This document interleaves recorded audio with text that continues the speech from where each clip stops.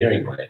The truth is, we also have to think about how to actually enable user, if not customer success of these technologies. Otherwise, no matter how good your product is, if you can't actually achieve that user success with the product or the protocol, it's a waste nonetheless. Right, and I think and you kind of saw this, you guys can check it out on our complex, right? There's a lot of problems and designers are super excited, but then the first thing they do is like, okay, shit, there are a lot of stuff, the rabbit hole you go into.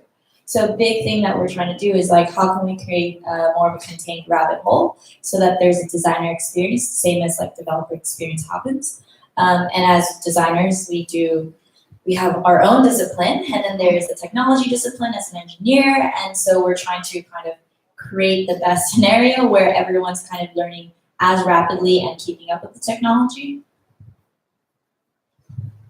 So essentially, designers enable successful products in the end. I mean, for users and such, right? And it's just how it's communicated.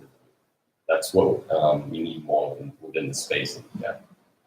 Some context for those who don't know what designers do.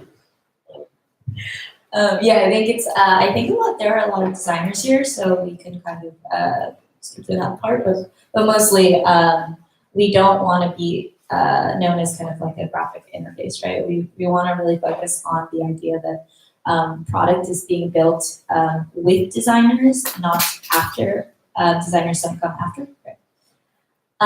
And so, you know, there are little things that we have that we're working on, obviously, like there's waiting times, like explain technology to users. A big thing that I believe in personally is that if designers are early adopters, then we should focus on helping them onboard into the space. If we can't get designers on board into the space, how are we going to get users, right? And so a secondary part to that is if designers are also being relaying kind of the support of users, and so as we're building, we're kind of speaking also the language of users, then there's kind of a double win there.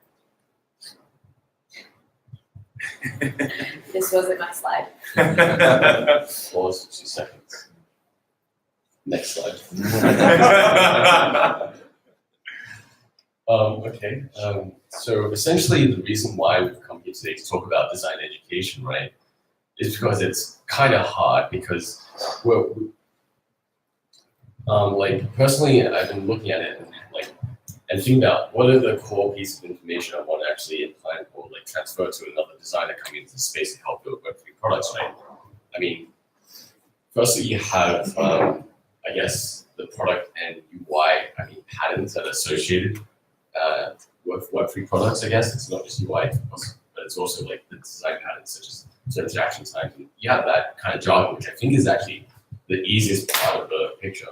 You also have, I guess, the context of the product itself. You know, like why does this product exist, and you know, what should it be? I mean, like ideally, when you onboard designers into a team, right? You want them to be a product leader. I don't know, that's like a buzz term word, but you want them to, at least in a small team, like you want to onboard designers who understand the context of the product, and they can actually autonomously go out and actually understand and get it and conduct the necessary research, you know. And find that it's hard to actually translate that, or transfer that, if that's even like possible, right? So there's that context part of things, and I'm not exactly, so it's kind of hard to like, how do you approach it, or do you design a course that's like primed for certain people with a certain intent, right? So, and yeah, like there's not a lot of resources out there, so we're also looking at like, there's also the aspect of like just figuring out how designers, I guess, get to where they are, you know, how to just, you and I and so on, get like start working in space and start learning, right? Yeah, so this is a picture from one of our events that I did. So before Consensus and the whole group, I run an organization called Raw House where we help emerging designers in the creative industry, right? So we talk about like emerging technology, and obviously design blockchain is a really big one. And so what we, like the research that I've done is much more in person. And so we'll talk about the working group as well, which is a little bit more granular. But what we learned is that if you just kind of throw an idea out to somebody, they go through that tabbed kind of craziness, and then you start losing designer interest or just like user interest, same thing, right? And so we have to create somewhat of a funnel. And so start kind of like, here are all the use cases, here are verticals, like find something that interests you, and then start funneling them down by saying, okay, here's a secondary, which is our first event was like, here's a bunch of use cases. Second event, we brought like Connie and Sarah Mills to kind of talk about, here's the problems in as design directors, like what we see as product designers, and then designers get excited about that. And then the third part was Johnny, who actually was speaking today from Newport. We start to talk about the fun, much more particular, right? Like identity, like how are you designing identity in this world, and how is it different? And so through that, we did about 200 in 1 month, 83 events 1 month, and it was approximately like probably 7 conversions of designers who onboarded to blockchain. But it took 3 events, right? And that was like in person. If you missed it, like you have no idea. And in that ratio, it doesn't seem like a lot, but it has been taking at least a year for people to onboard. So we want to start like shorten that time in a faster frame.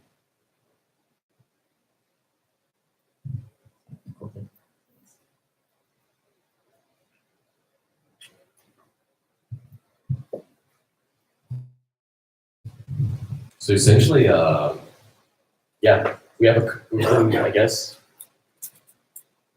since I mentioned the context part and I guess the technical like design aspect of design education, right? I think we have some we have some solutions floating at the back of our minds.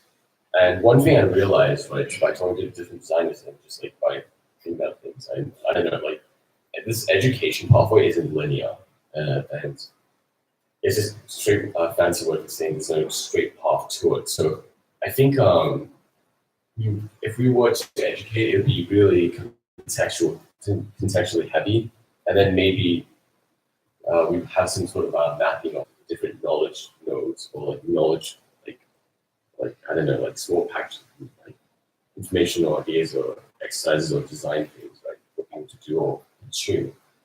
And yeah, so I've previously I thought of like I guess designing a course to wrap everything in, but we realized that's extremely like long, inefficient. I mean, inefficient in terms of like it's not very lean. If we're going to test this, you know, it's going to waste a bunch of time as well. You know, so I think if we have to approach this obviously in a lighter, leaner manner, right? Instead of doing a huge course, and yeah. Yeah, I think what Peter was kind of saying is how are we using, kind of mapping the user journey, and the users are like designers. And so like, can we design a course that is super rapid about the concepts? Can we design something fun? How are we creating like tools to do that? Is there a platform for that?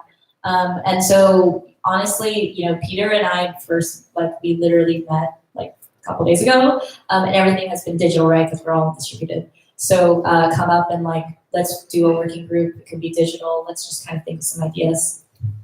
But on the other hand, right, this is really just what's in our heads. Ideally, we can actually get moving with the design education part, because we can actually start designing and figuring out what piece of information we want to teach nonetheless. And then we figure out delivery as we go along. I don't know, like it just seemed, so that's what I've been doing for the last hackathon whenever I had time, is essentially creating small like modules of like 30 minutes worth of work. I was having doubts in my head of like how exciting this would be, but I was just like, oh, ignore that for now. And I'm just focusing on what I wanted to convey. And I'm starting to just build up on small, like, I guess, small chunks of tasks, right? Which teach designers something about working, maybe just one thing, maybe two, but I wanted to keep it really simple.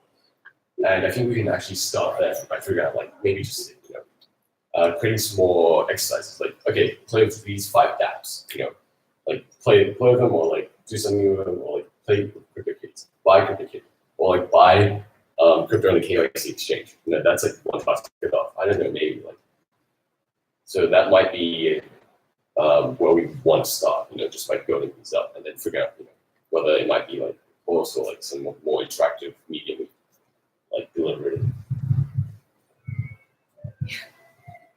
Clearly, we need you.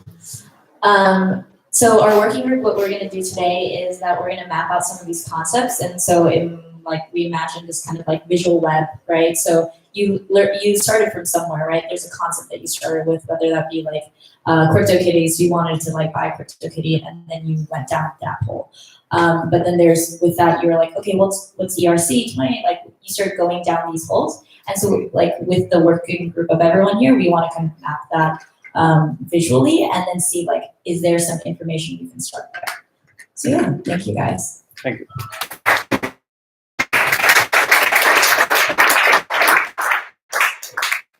So up next we have Andy and Corey from Status. We're coming, we're back.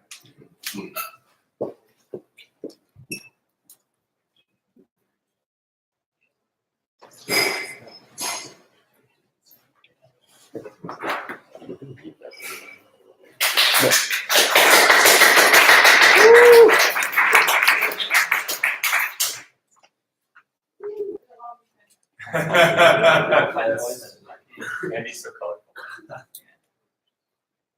One more day. You're like a walking art.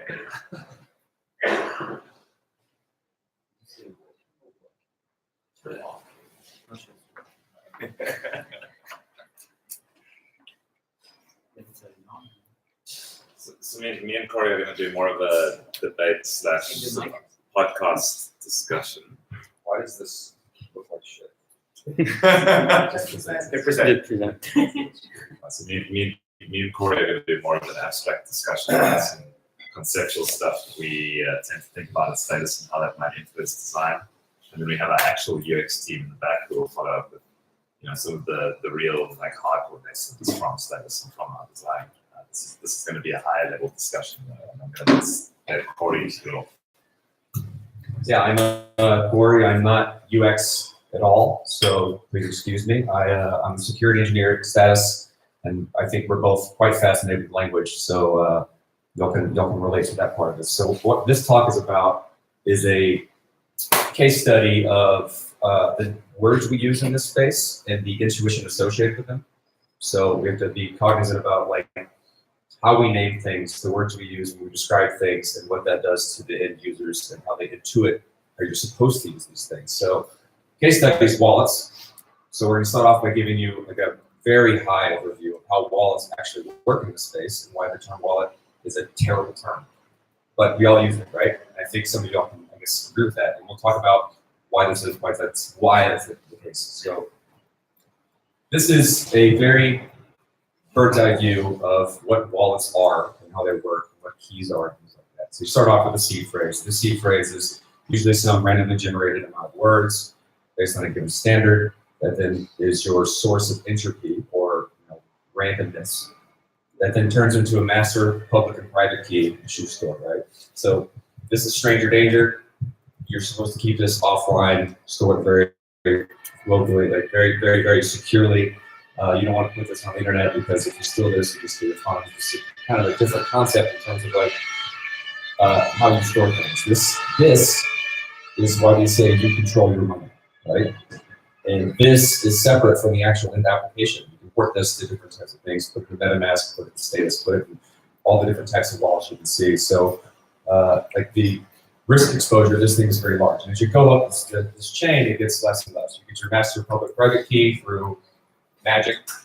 And then from here, you actually end up deriving a litany of public and private keys that you end up using. This is how you actually are signing messages. And from here, you derive addresses from the public and private keys, which you give to people. So all of these things kind of have different names. You have address at the very top, which is what you give people or what your people associate as your identity on a blockchain. You call that an account, you call it address. We have multiple names for the exact same thing. That's kind of annoying. And I want to give you like this thing, this overview of how this works, and we call this a wallet. Now, why do we call it a wallet? Couldn't tell you, but what do you intuit about the word wallet? What does it mean to copy a wallet? Safety. Nothing? Really? Like you don't like, Safety. yeah, but you don't copy your wallet. You copy something, you should use a name that gives you the intuition of how this thing's actually used. Well, I'd call it a keychain. That's much more of an intuitive manner in how you're supposed to take care of this thing. You copy a keychain or a key ring, and you give that to somebody, you understand what that means when you make your copy and say, I give it to him. And he now has access to all the keys associated with that keychain. And he can take all the things that unlocks. Where do you store money in blockchain? You keep it in your wallet? No. So you put money in a wallet and you intuit that. So the end user who doesn't quite understand these types of things thinks that way, but that's not how it works. You actually never actually put money anywhere. It's all on the blockchain. You carry and hold keys, and how you store those things should be, the name we use should allow users to kind of like think appropriately about those things. And this is just one case of the litany of words that we use across the space. This is probably my most problematic term, but there's a lot of them, so that's not. So I think we kind of want to have a dialogue around this kind of stuff because it obviously goes much deeper, right? The next question to ask based on this kind of stuff. And it's something that came up consistently when presenting to regulators and particularly financial regulators and banks and the Forex departments. We'll be talking to these guys and they say, so what are the sort of legal implications of moving money across borders with Bitcoin, for instance? And of course, like what you're doing when you send Bitcoin to someone is you're not moving money anywhere, right? The money is everywhere on this global ledger. All you're doing is just signing over the ability to use that money to somebody else, right? This is why like the concept of the keychain is so important because like if you can't copy that wallet, the keychain itself is deeply linked to how you sign messages that are then broadcast on the chain that allow people the authority to use specific resources associated with that ledger, right? And in fact, like, so I mean, you'll know that I'm obsessed with language, and there was a French deconstructionist, a guy called Jacques Derrida, who wrote an essay called "Signature, Event, Context," in which he looks at like the linguistic significance of the term signature and how it operates in specific contexts. Right? His main question in this essay is like, how do we communicate about the term communication? It's very, very meta. But like the points that I sort of like want to ask you on this is we've got this like tree of addresses that sort of starts out with your seed phrase and grows up. And we know that we think we want to rather perhaps call it a keychain and a wallet that makes more intuitive sense, certainly from a security perspective. Like what does that mean to you from a design perspective? Like where do we kind of try and fall down instead of like designing wallet, we have like an actual tree in status? I mean, what does that kind of look like in your imagination? I don't know, like we got here because engineers made it, and we're notoriously bad at naming things. Like the conversation of how you move things in terms of design and what we call things happens here. The people who care about language more often than the engineers. Like, what do we do with status? Like, this was designed so that you could. This structure was designed so that you could further the pseudonymity in Bitcoin, right? In Bitcoin, what you want to do is they say you should use a new address for every transaction that you do, so you can further obfuscate the link between the person and the identity on the blockchain. Ethereum took this in a different direction because we don't do that. We typically have a single account address for a user, and all the tokens that you use end up in that account. And so how we end up using it is more of like a segregation of identity, which I'm sure we'll talk about quite a bit here. But we don't use it for the original purpose. And how you then incorporate that into an app and what those accounts are is, I guess, up for debate. And how we do that is new ground. I don't know how to do it myself. I just know why it works. And I think creating the user stories and why people interact with these types of things and how the technology fits into that is where we talk about. Because I can just tell you how it works, and then we come up with people then need to tell us why they want to use it, and we put those two things together. So I mean, I have another question, which I kind of want to come back to on that particularly. But the other thing to sort of be said about this is that like to name something is to call it into being, right? So I mean, like there are a bunch of designers in the room. So you'll appreciate that we're consistently designed by our designing, right? There's this notion of ontological design, which means that like the tools we design act back and design us back. Right? So we're constantly in dialogue with these things. So we build like great big Gothic cathedrals, so you can like walk into these spaces, which are quite literally like much bigger than yourself. You can sort of have thoughts about things which are bigger than yourself. The notion is that like we have to be like really, really careful and attentive, even with the metaphors that we choose to use to describe what it is we're doing, because like we have this great opportunity. It's one of the reasons working in the space is so exciting is because precisely because we have the opportunity to name things again. Right? That comes with like great like power and responsibility if you can do it like consciously. And I wanted like my question to you, because it's something that I've thought about and not really ever dived a little bit deep into, is like certainly in Bitcoin with this unsigned transaction outputs methodology, right? It's like you are literally like you're signing over a UTXO to somebody else that they can use. And that is Bitcoin. But Ethereum is like a state-based management system at the end. Does that change how we think about like money? You know, what really like are you doing when you sign an Ethereum message as opposed to a Bitcoin message? I don't think there's much of a difference in terms of like the structure between UTXO model and state-based model in terms of what the user cares about and what it means for money. It's all the same thing. You're making an attestation of here's a thing on a shared resource that I own, and I have the key that unlocks that thing. That's what wallets are. They're just keys that unlock ownership on a shared resource. And in all of the blockchain systems, you're just making an attestation that says I'm giving this thing that everyone agrees upon that I own to someone else. Now the like UTXO of Bitcoin and the state-based model of Ethereum, that doesn't really matter because it's the exact same thing. I'm just making a declaration that I'm giving this thing to somebody else. And so like the key that I think the important part about this is that it's I own the resources and I need to use names that give people intuition that that's what we're doing. Like I'm not storing the value in my pocket or on my phone or in my laptop. We already have this notion of I'm not having money in my pocket, right? I mean, every bank account, the smart card I own, it's not a treasure, right? It's just a means of accessing my account that is managed somewhere else. So this is actually not a new thing, and users are used to it, basically. That's not the narrative that we're giving people. You're right. It's a similar thing, but all we're doing is basically decentralizing the thing we're accessing.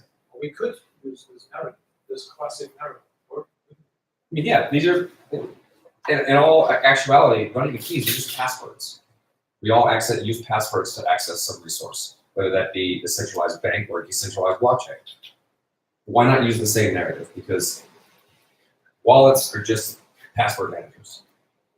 And we have a cool way of backing up that password manager with a single phrase. If you use LastPass, you have one master password for all your passwords. You stop getting a shit about what those passwords are. It's the exact same thing. You care about this one thing, and everything else is taken care of from an engineering perspective. So we should use the same narrative with that type of thing. But it's different though.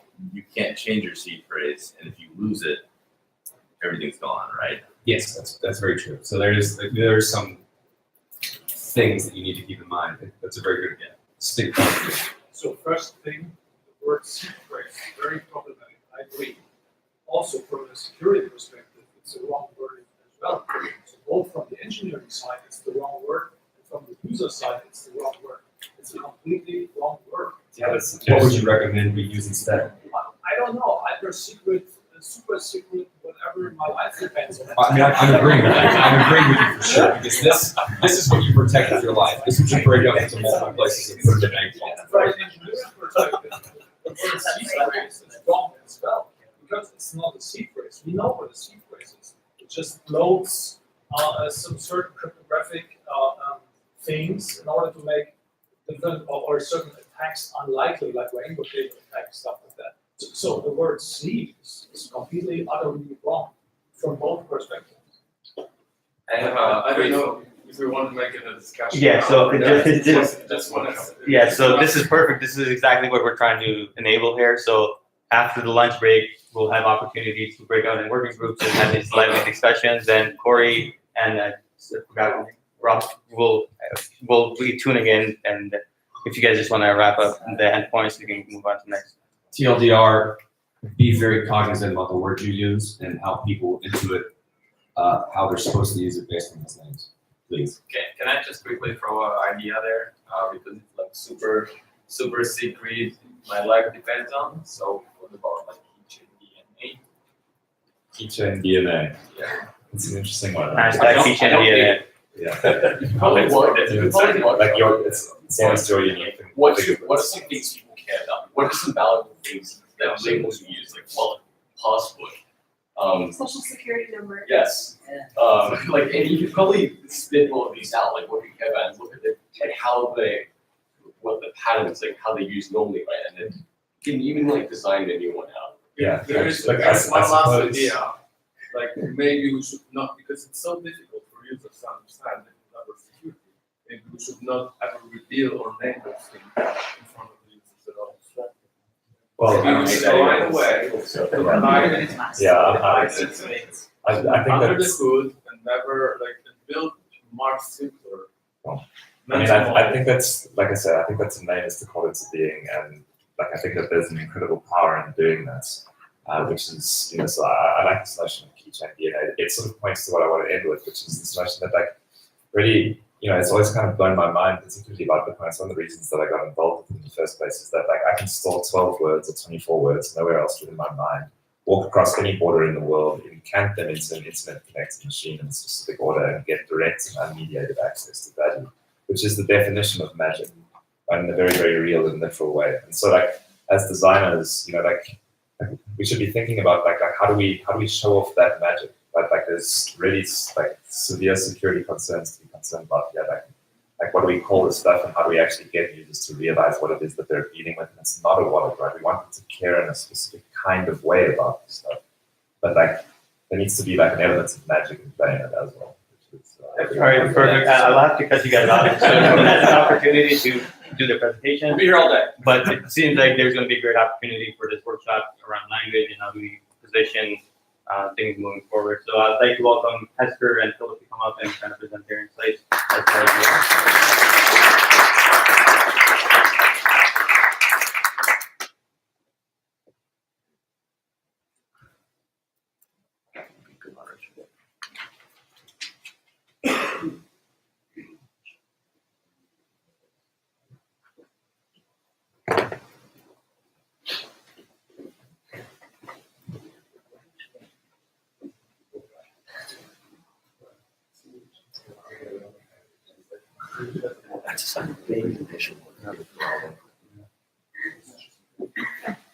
It's a big problem. Yeah.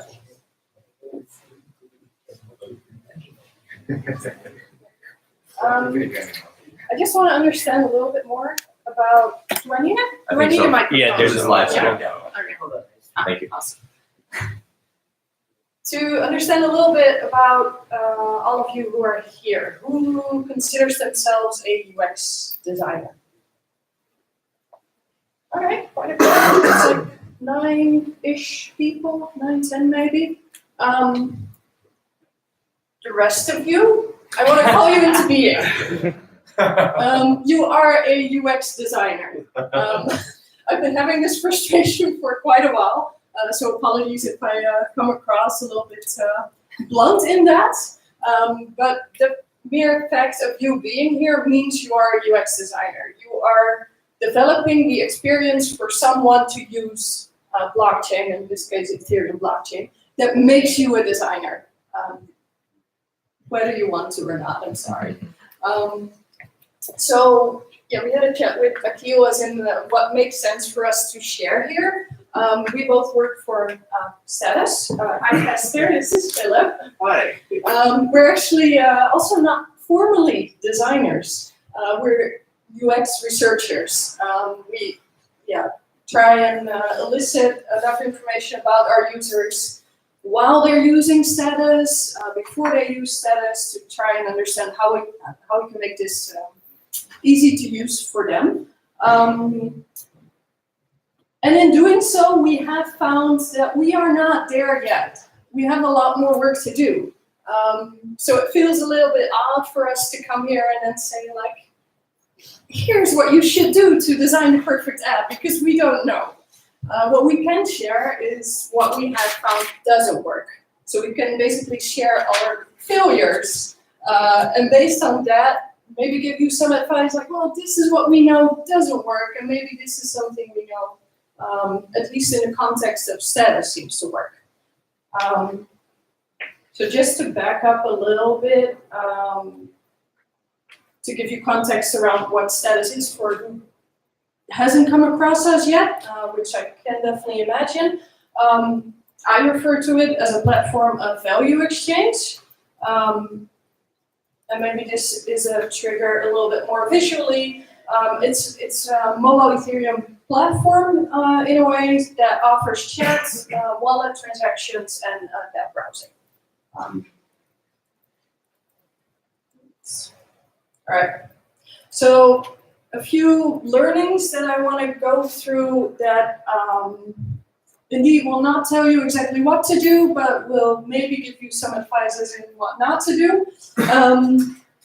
What we found, and this is why I really like the seed phrase discussion about should we be calling it, and what should we be calling what we refer to as a wallet.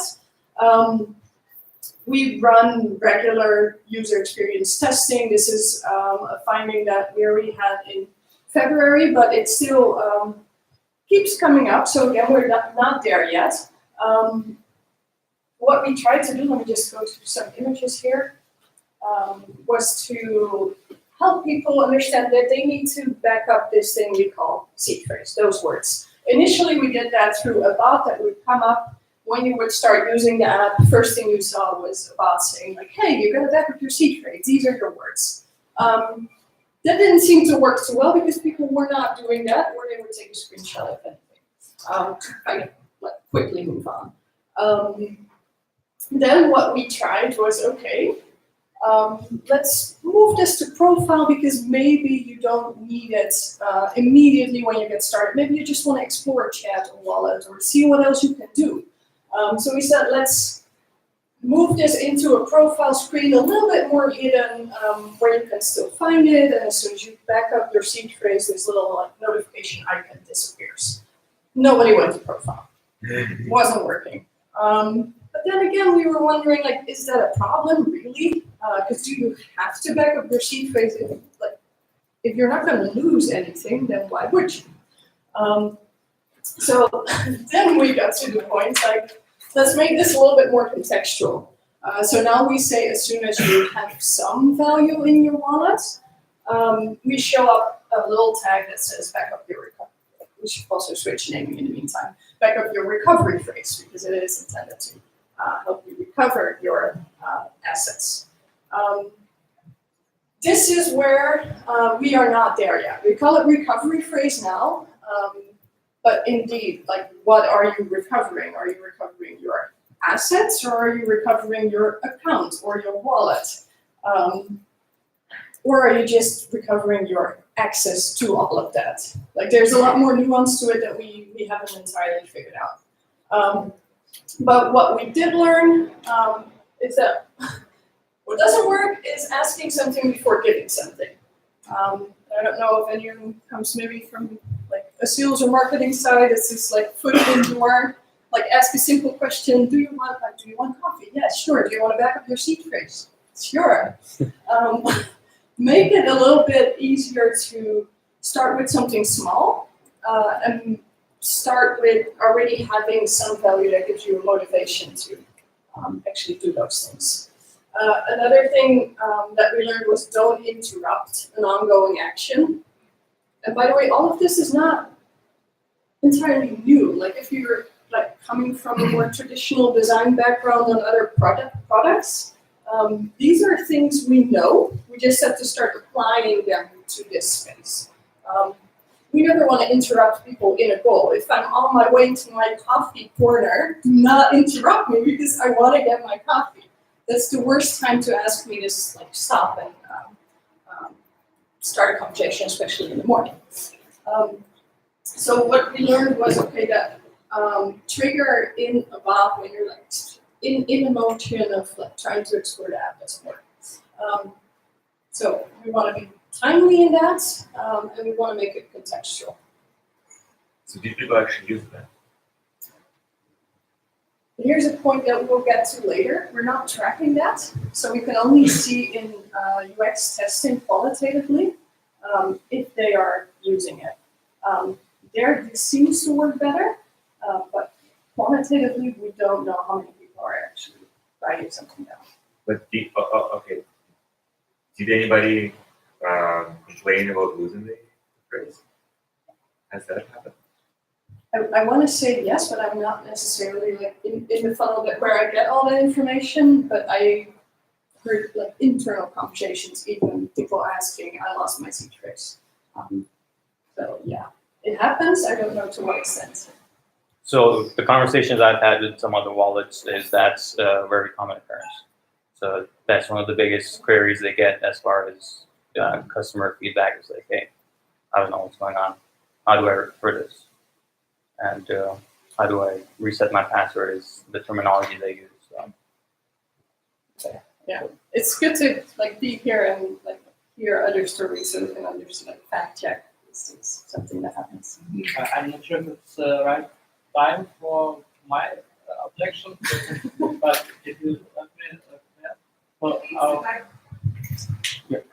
okay, so my experience is sometimes not with status. You just want to try a wallet, and you know what you're doing, and you know you don't want to save the seed phrase because you just want to see the wallet if you like the wallet or not, and then they don't let you go further until you like confirm the seed phrase. And this is one thing. Then I just uninstall this wallet because it's frustrating. You can't do frustrating. anything. Yeah. One question would be, where do I even store my seed phrase? What is the right place for storing seed phrase, right?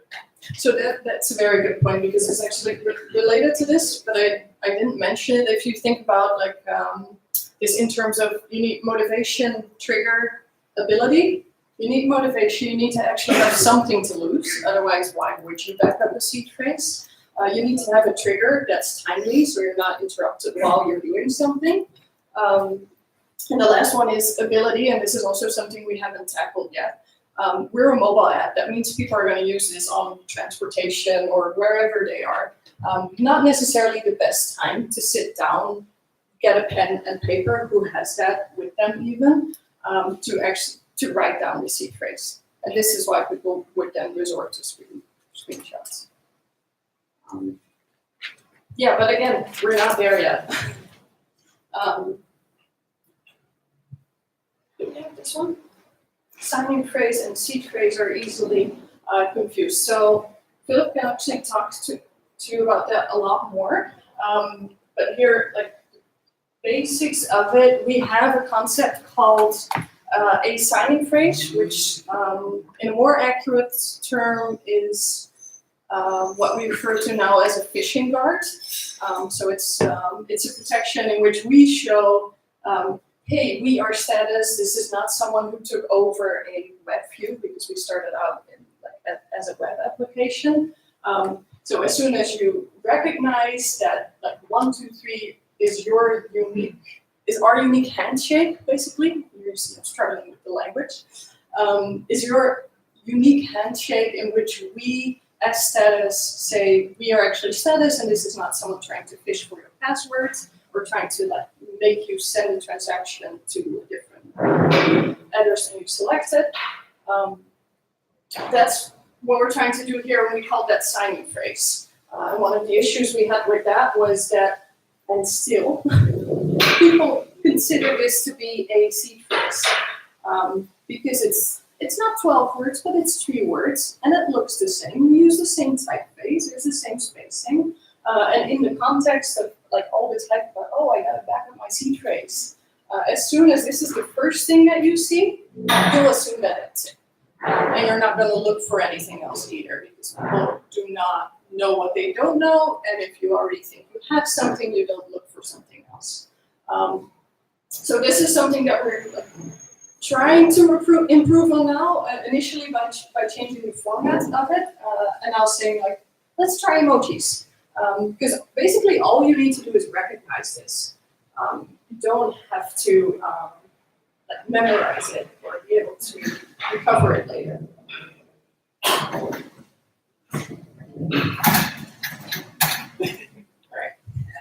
Extra reinforcement. Right. So what we were trying to do was, let's be consistent. We try to make our app as clean as possible and stick to a limited number of design patterns. But what we shouldn't have done was use it at all costs, especially not when you're dealing with transactions and basically dealing with value. So yeah, what we're looking to do now is express differences. We're trying to do that through a emoji signing phrase or fishing guard, and that's something we're testing now. And still are. In the interest of time, I might speed a little faster, but if you have any questions, feel free to talk to me at Esther.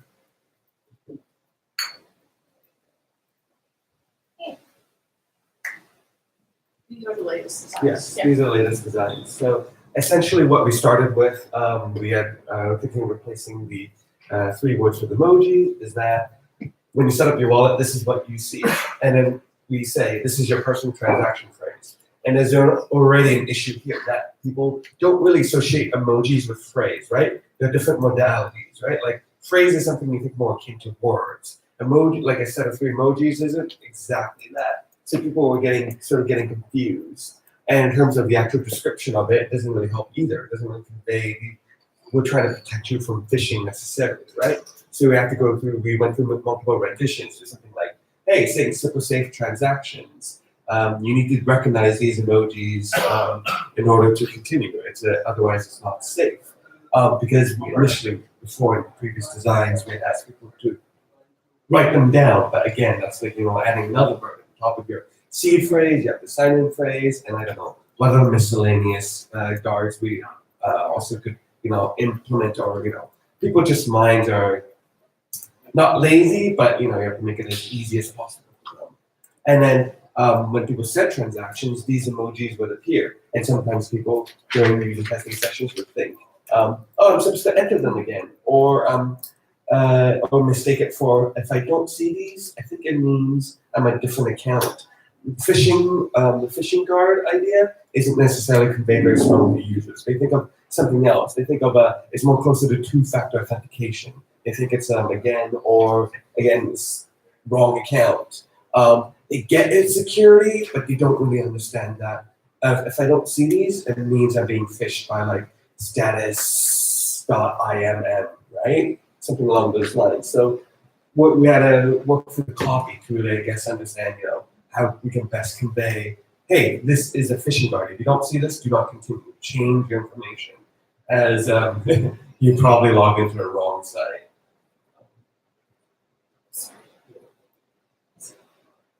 So, and this just illustrates the concept of like when we ask you to report things, these aren't things you sort of think about, right? There's sort of potential usability issues. So if you see like rolly eye face, rocket ship, and donut, those are the things that people are supposed to write down during the previous rounds of testing from us telling them, hey, this is another thing you have to keep. You can see like, okay, like, like kind of get it, but really if you use this infrequently, you're gonna look back at this one and be like, wait, did I just write down like a smiley face emoji? Because that's definitely like, I don't know, if you transact once a month or every few months, this might be a little more ambiguous to you. And this one, that's more of a frowny, more of a, so what would you call that? Like a sideways, I guess, emoji? Really? It's like, I don't care. Yeah. And like they do have copy, like we're saying rolling eye emojis, but like the thing is that point I'm trying to illustrate here is that you should take these into account when you're sort of designing for these systems. And a potential solution to this is just having a pre-selected list of emojis that are clearly differentiated, so users can't make mistakes like this, right?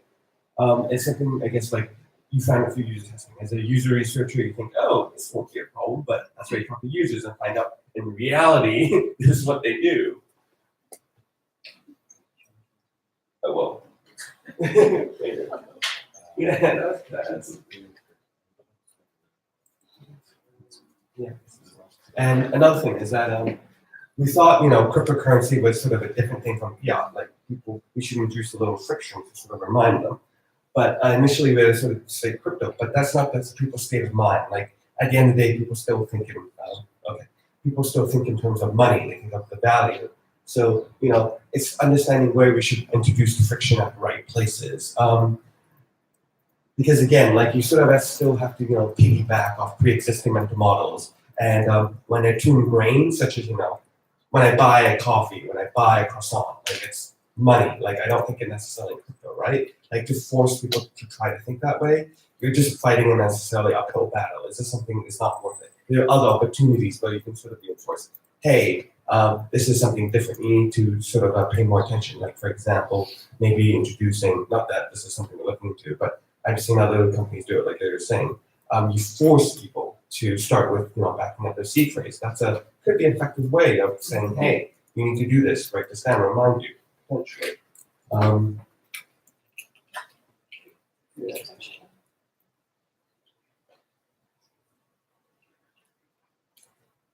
And finally, maybe I'll just end on this note. Again, like this goes back to the idea of, as my colleagues are saying, consistency in naming within the ecosystem.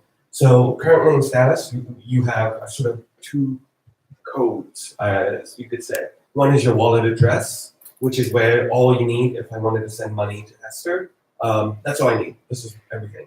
But if you wanted to contact someone, message them saying, hey, Hester, I'm going to get a coffee at Mavarna, because that's a cafe in Toronto. This is the first thing where I go.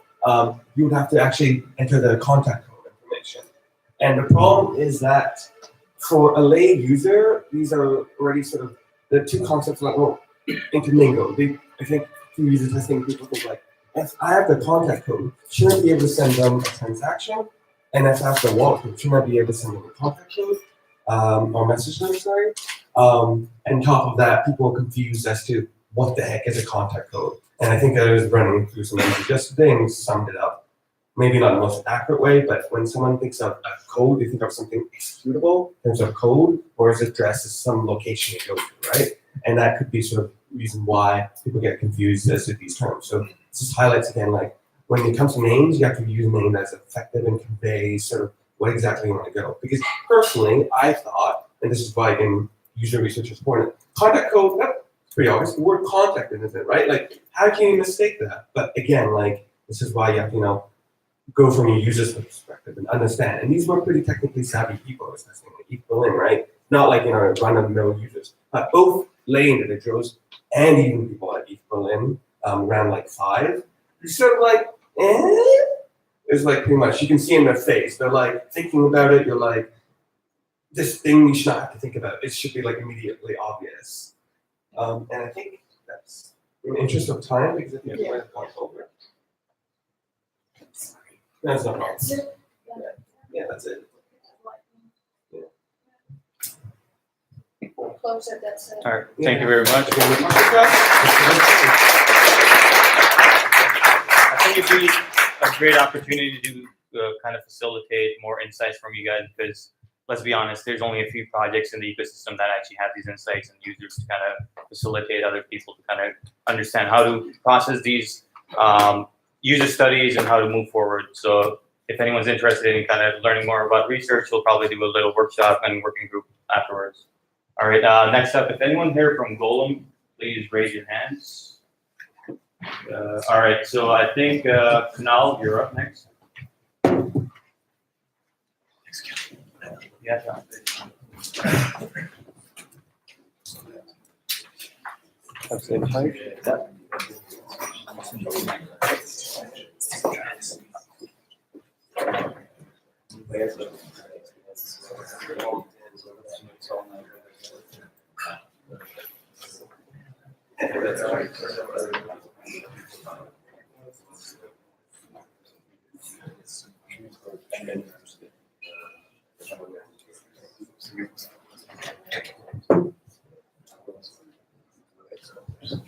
By the way, just for people's sake of interest, there's drinks for the event in the back in the fridge, sponsored kindly by ETF. So if you guys are thirsty, please go ahead and take some. Okay. Hello everyone, I'm Kunal. I'm from Midas. We are making a social investment platform for retail users. But today I'm here to talk about something else. We were the first ones to make a seller interface for Dutch. We started making a web app because this is where it's easier for retail users to get fair prices rather than going to a traditional exchange where a lot of high frequency trading happens. We ended up making a web app. We got some good reviews. It's very obvious what's happening there. You know where to click to get what. There's a good color contrast, and because of those good feedbacks, we went on to make a mobile app with basically the same underlying concepts. The first one was to abstract away the mechanism. People don't want to know what a Dutch auction is, how that works, and the mathematics behind it. Never. Another thing, while abstracting away, also provide them information, because this is somebody's money. They should know where their money is at all times. Dutch takes like 6 to 24 hours to give you your money back, which is not what people understand when they're doing exchange. If I go to a forex and exchange my dollars for euro, I get them immediately, not after 6 to 24 hours. But at the same time, these two things are very contrary to each other. You want to abstract and provide information. So we found that if we have a good balance of simplicity and transparency, we can actually achieve both of them. We came up with 3 basic principles. First one is providing layered information. Give only the amount of information that somebody needs and not just blast them with everything at all times. A simple example is this. When you're at the home screen, you don't need to be bothered about all your detailed transactions, but you can also go in there and then you can have another layer of tooltips. And from that tooltip, you can send them to a third-party website with much more detailed PDFs and everything. Then we did some customization. This customization in generic sense could be based on your localization of your region. But in this specific case, the ordering of tokens that you have to pick is based on your frequency, is based on what you might choose. We are still experimenting with this. And third thing, I think Status also mentioned this, timely triggers. We call it just in time, not that fancy. But from the Dutch perspective, there's this thing where you can pay half your fees in OWL tokens. But most people don't have OWL tokens. So we don't show that checkbox unless you actually have enough OWL tokens to pay. It makes it very easier for users. They don't need to know what OWL is. They can easily go by with their simple Ether gas fees. But when we moved to mobile, we had some problems. Basically, the screen size got shortened. So we cannot have the detailed transaction view. So we ended up showing just small cards of transactions where you only have your basic information. This is all you need to know your status and how much you're getting. But if you want to go deeper, there's a 3-dot button. You can always go deeper. Similarly, with reducing screen size, you cannot have 18-digit numbers. And nobody needs to know 18-digit numbers. So we, based on our assumption, we reduce these numbers down to 1/10 of 1 cent because nobody trades below that. So this made it actually very easier for users because they don't have to scroll through the numbers. They don't have to see what their 8th or 10th decimal is. That doesn't matter. Also, earlier we were using ellipses, like 3 dots in the beginning and 3 dots in the end to scroll. Also very confusing. And That's all I have. But the broader point was that in this entire process, you never saw a 0x, 0x's at all. And people don't need to know that there are 0x's. People don't need to know how their money is being converted from one thing to another. And that's the bigger thing going on in that. People want to show that how cool the technology is, but people don't need to know that. People don't need to know how my notifications on Facebook are working. But I am getting those notifications. That's all I want. That is the bigger one. Thank you. Thank you.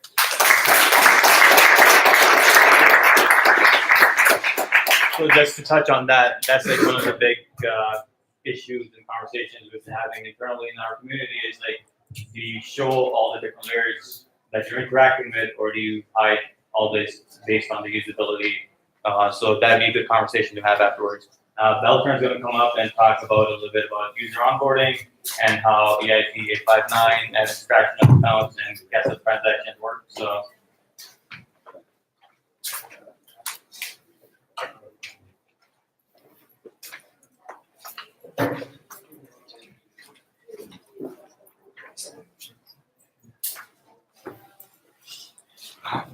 Only my presentation is on the stick. Yeah. Sorry, running on So,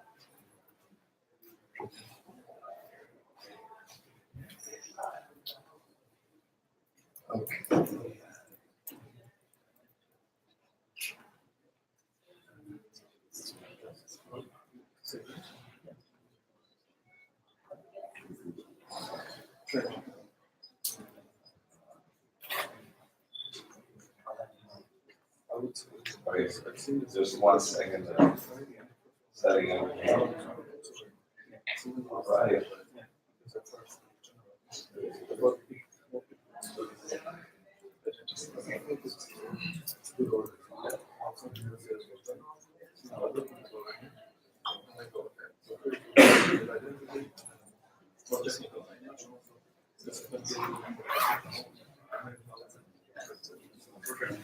Yep, almost there.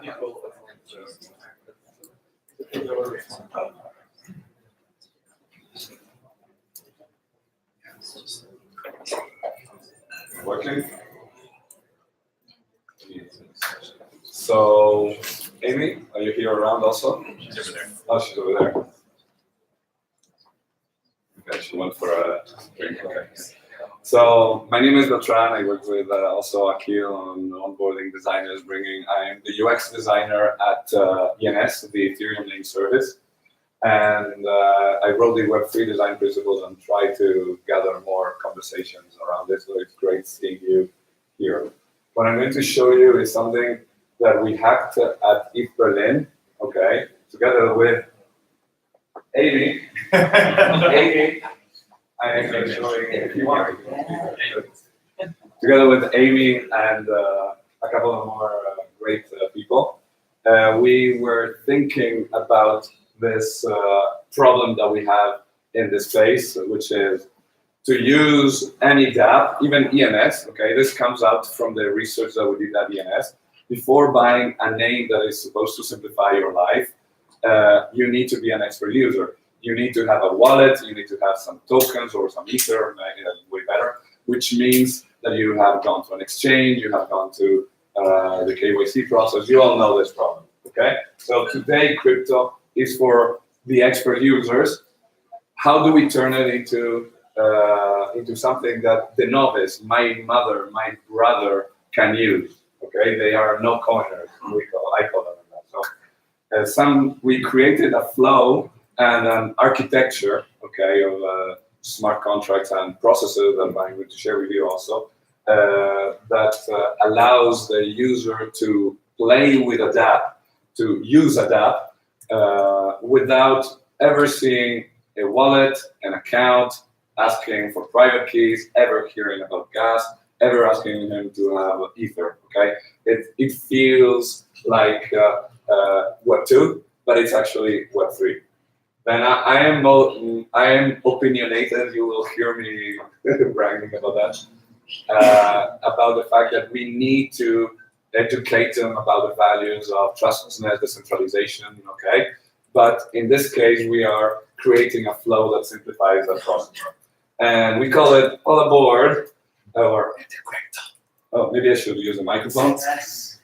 Also because I lost the voice during the weekend. So all aboard. First one is free. And how it works, it's a complicated architecture that has put together three of the recent technologies or patterns that have emerged. Universal logins by Alex van de Sand.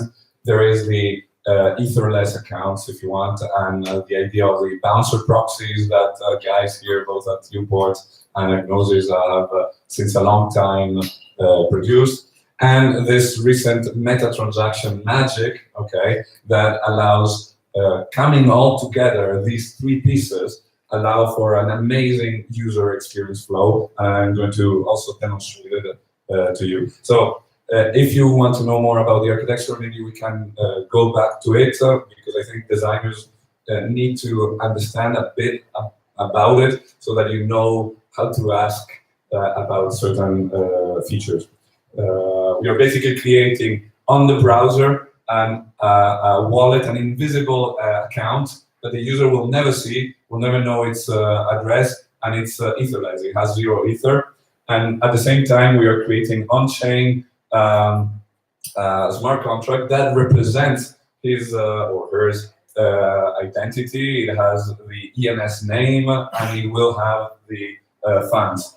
And we interact, and this is the universal login pattern by Alex van de Sand. He is also going forward saying, hey, you can also, through a mobile phone, add many of these etherless accounts that are your way to become authorized.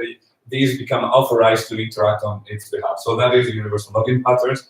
And we are interacting through it via this meta transaction layer. So this guy cannot emit any transactions because it doesn't have gas. So what it does is creates it creates a transaction in the name of this guy. Okay, it's a string of characters and sends it off chain to a client that picks it up and pays the fee, pays the gas fee for him. Okay. In that transaction that he constructs, there is also a reward for doing this kind of job. So there is the miner fee and there is the meta transaction miner fee or the proxy fee. Okay, and through this, he can interact with any app without knowing anything about gas or even having Ether on the browser or on the first step. Okay, so now we have a user that has a wallet. It's onboarded. It has a wallet. I hate that word. Sorry, we talked about that. Sorry, guys. He has an account or he's insider of that, but he doesn't have any Ether. So what does he do? This is where we imagine a two-step process. One, an alliance for mass adoption, okay? A group of like-minded companies that gather together and say, hey, to deploy that contract and to onboard this user, we have a cost.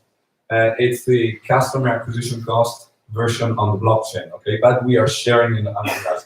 And the other thing is, not only we are going to create your wallet and all these things, but we are also going to give you an allowance. We're going to give you a tiny amount of Ether for you to play.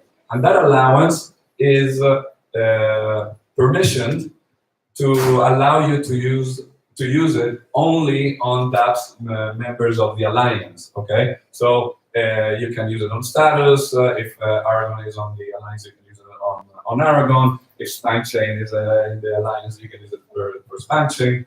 But not on other things, so that you prevent spammers that come in and register your name and immediately flow out the Ether. So I'm going to show it to you. We created two sample companies, Queen Chain and Dapetizer, okay, that are on the blockchain, and you get this you get this thing. We have it live. Let me go to it. I'll give you a demo. We're very small list. Okay. Let's open it. What is this? Sorry, it's small screen, kind of difficult to see. Where is it? Oh, here, sorry. So it's live, it's online, it's hackish, okay? So you get to welcome to Enter Crypto. It wasn't designed for this resolution. We don't have the buttons there. Can you zoom out? Yeah, why is it so small? But let me drop this.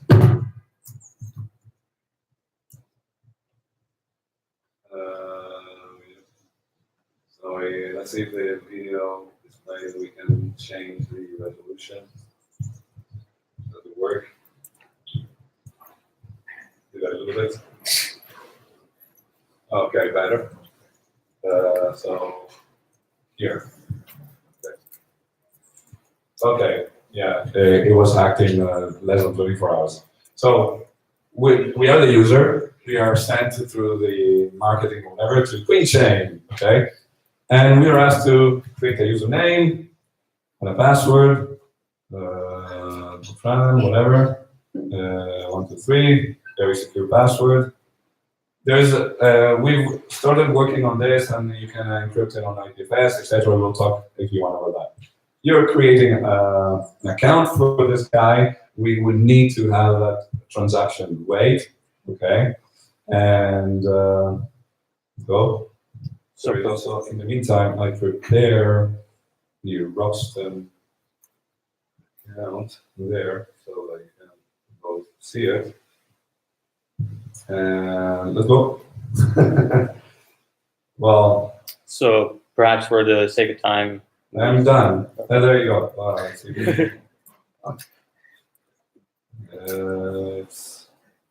it's 3.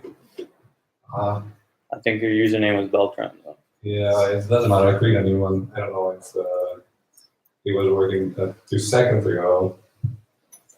But anyways, so these two dApps, okay, allow you. Well, I have it also here. Here. I have it already here. Okay, so Chop chop. chop chop. So tell me something you want to write. Hey, UX Unconference. Hey, UX Unconf. Okay? You write it. As soon as it's done, I'm sending a transaction right now, but I've not been asked any pop-up. I've been not asked to sign anything. Okay, let's hope it works because it was working earlier on. And as soon as it's done, we can go on Robston. Now it's done. Okay, you see it here. Hey, UX Unconference. Let's check on Robston. We had it here. Robston. Okay, the last transaction. Let's see it from the account. Transaction hash. And is it this one? Hey, no, that's the Queen Chain. This is another one. Yeah. It's obvious. It's obviously not stress at the moment. That's still the same. Testing Queen Chain. Okay, whatever. It will appear. And the thing is, just to summarize, this is of course the presentation I'm running. The thing is, we have made a user try a dApp, okay, and he can play with the other dApps, okay, without ever asking him to download a plugin, to install a wallet, to get Ether, to go to an exchange, okay. So this is the idea of giving them light clients or light emails, if you want, to get them past that friction that we have today. After that, they get serious. They start using, like you all guys very well do, they start having Ether, they start using it, we onboard them onto the better platform, okay? But this is for helping the onboard. Any questions? Here. Yeah. Who's operating the signature That meta transaction layer, you mean this thing? You mean the meta transaction layer, right? I mean the signature who signs. So there is a front end, okay, who creates the transaction, but is not signed. It's sent off-chain to this other layer, which is any other meta transaction proxy, we can call it. There can exist a market for these, and actually, yeah, there is a backend, if you want, that is a client that has a node and picks up that transaction, signs it with their own key, okay, and sends it on chain to the miner pool. Yeah, the question is, where is it? Oh, okay, yeah. I don't have a terminal for it. We were a team of 4. We were the 2 designers, and the other guys are away. Well, Perhaps we can get into the conversation in a working group. So hey, UX and Kava, there it is on Roaston. thank you. Okay.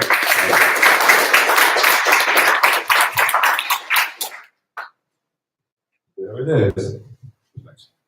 So Richard is up next.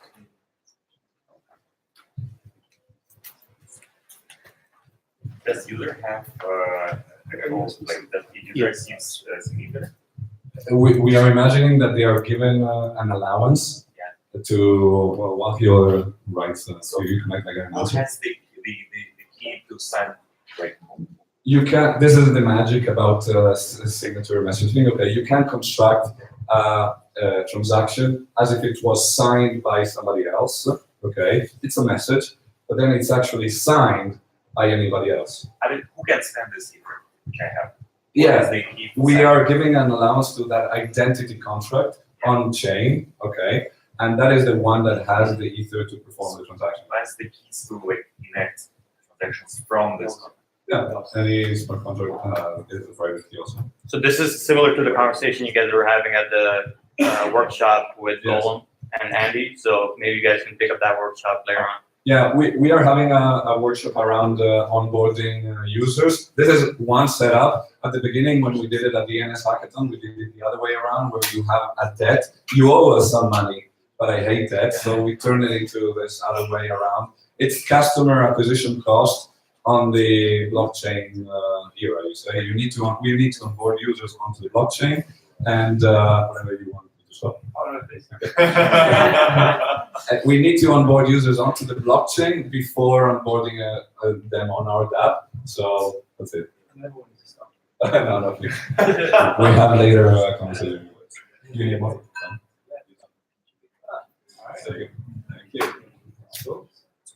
Hey everyone, thanks very much for your time. My name is Richard, and I'd love to get a sense of the crowd and what things I should cover. So I was just wondering if how many people here have tried Balance Manager, our product? It equals roughly half, so I'll just cover that a little bit. Have any of you had an opportunity to try out Wallet Connect or have a look at it? Okay, cool. So there's roughly half again. So might be covering some things that people have seen already, but hopefully I can give you some insight on what we're trying and how we arrived at that.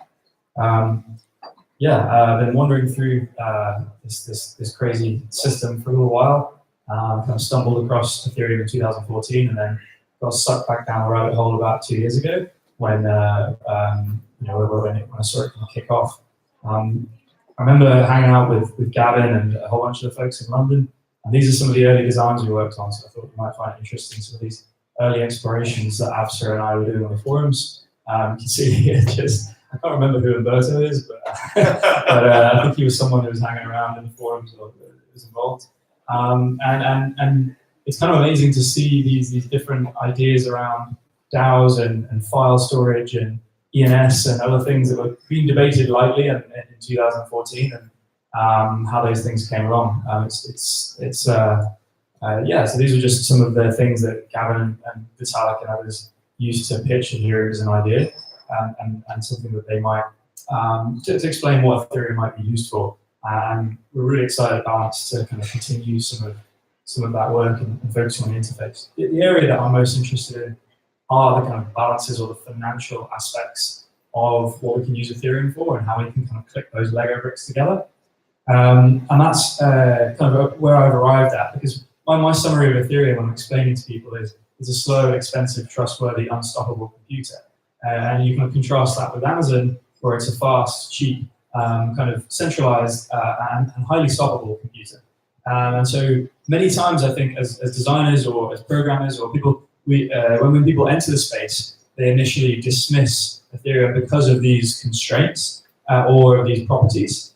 But it's more like the first two are being changed in lots of different ways. And those are the kind of criticisms of Ethereum. And the second two are the things that I think are exciting about Ethereum and provide novel use cases. So when people say, oh, you couldn't run Uber on Ethereum, therefore Ethereum is bad, but we can kind of do large financial transactions in ways that didn't exist before. And so it's unlocking new properties that are different. And so I just find that many of my friends who work at large web companies like Google and Facebook and everything else, the lens with which they view the work we're doing is one of just kind of derision and utter kind of confusion. And I think that comes from misunderstanding what the properties are that are interesting about this. For example, it's kind of proven their opinions correct to see all of these shitcoins get listed and created and sold, rise, meteorically, and then drop kind of 95%.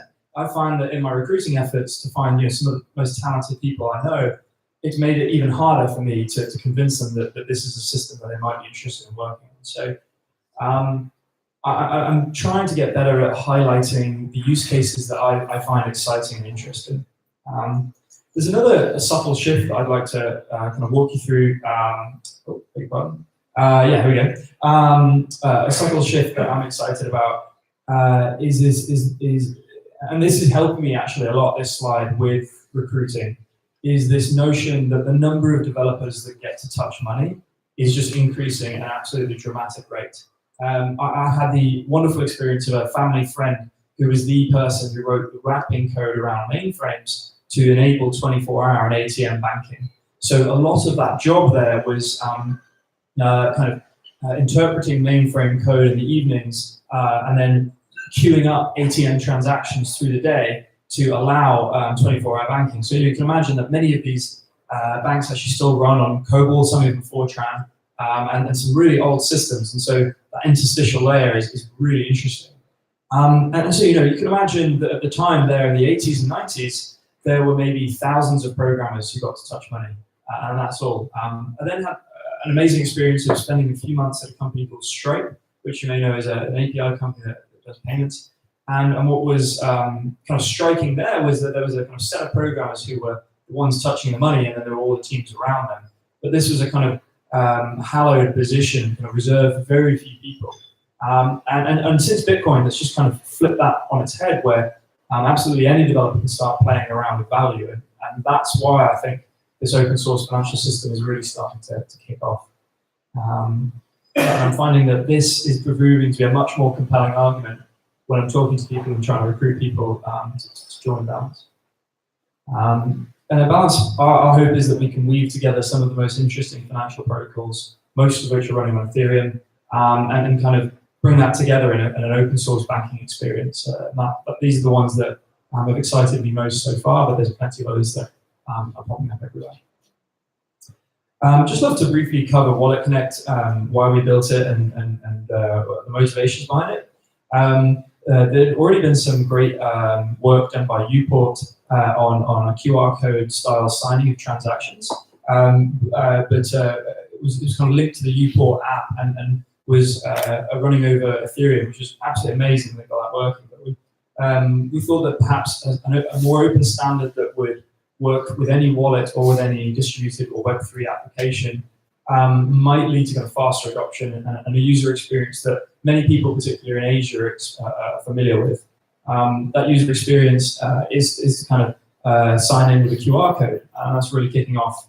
And you can see here that CryptoKitties is one of the dApps that are thinking about integrating Wallet Connect, and I'll do a demo of it at the end, working live. The goal here was to just make the flow of signing transactions a little simpler. Any user testing I've done, I found people find just the concept of a Chrome extension to be pretty challenging, let alone kind of putting money into it and then signing transactions with it. And we're excited also that 0x has joined this project, so hopefully we'll be seeing Wallet Connect come to both a set of relayers that run on 0x and the 0x widget, which is going to be super cool to add liquidity to any dApp or the ability to kind of exchange tokens with any dApp, which taps into all of the relayers. And yeah, we're aiming to do kind of drop-in libraries that will really help folks just kind of add support for all kind of software and hardware wallets instantly. And Pedro, the leader of the Wallet Connect project, is doing a fantastic job, and really appreciate other contributions from Luigi in the room and several others. So if any of you in the room are interested in kind of help contribute to the design of this, hopefully it will be useful. And also we're paying very close attention to some of the identity work and signing and linking, but the goal is to make the whole system much easier to use.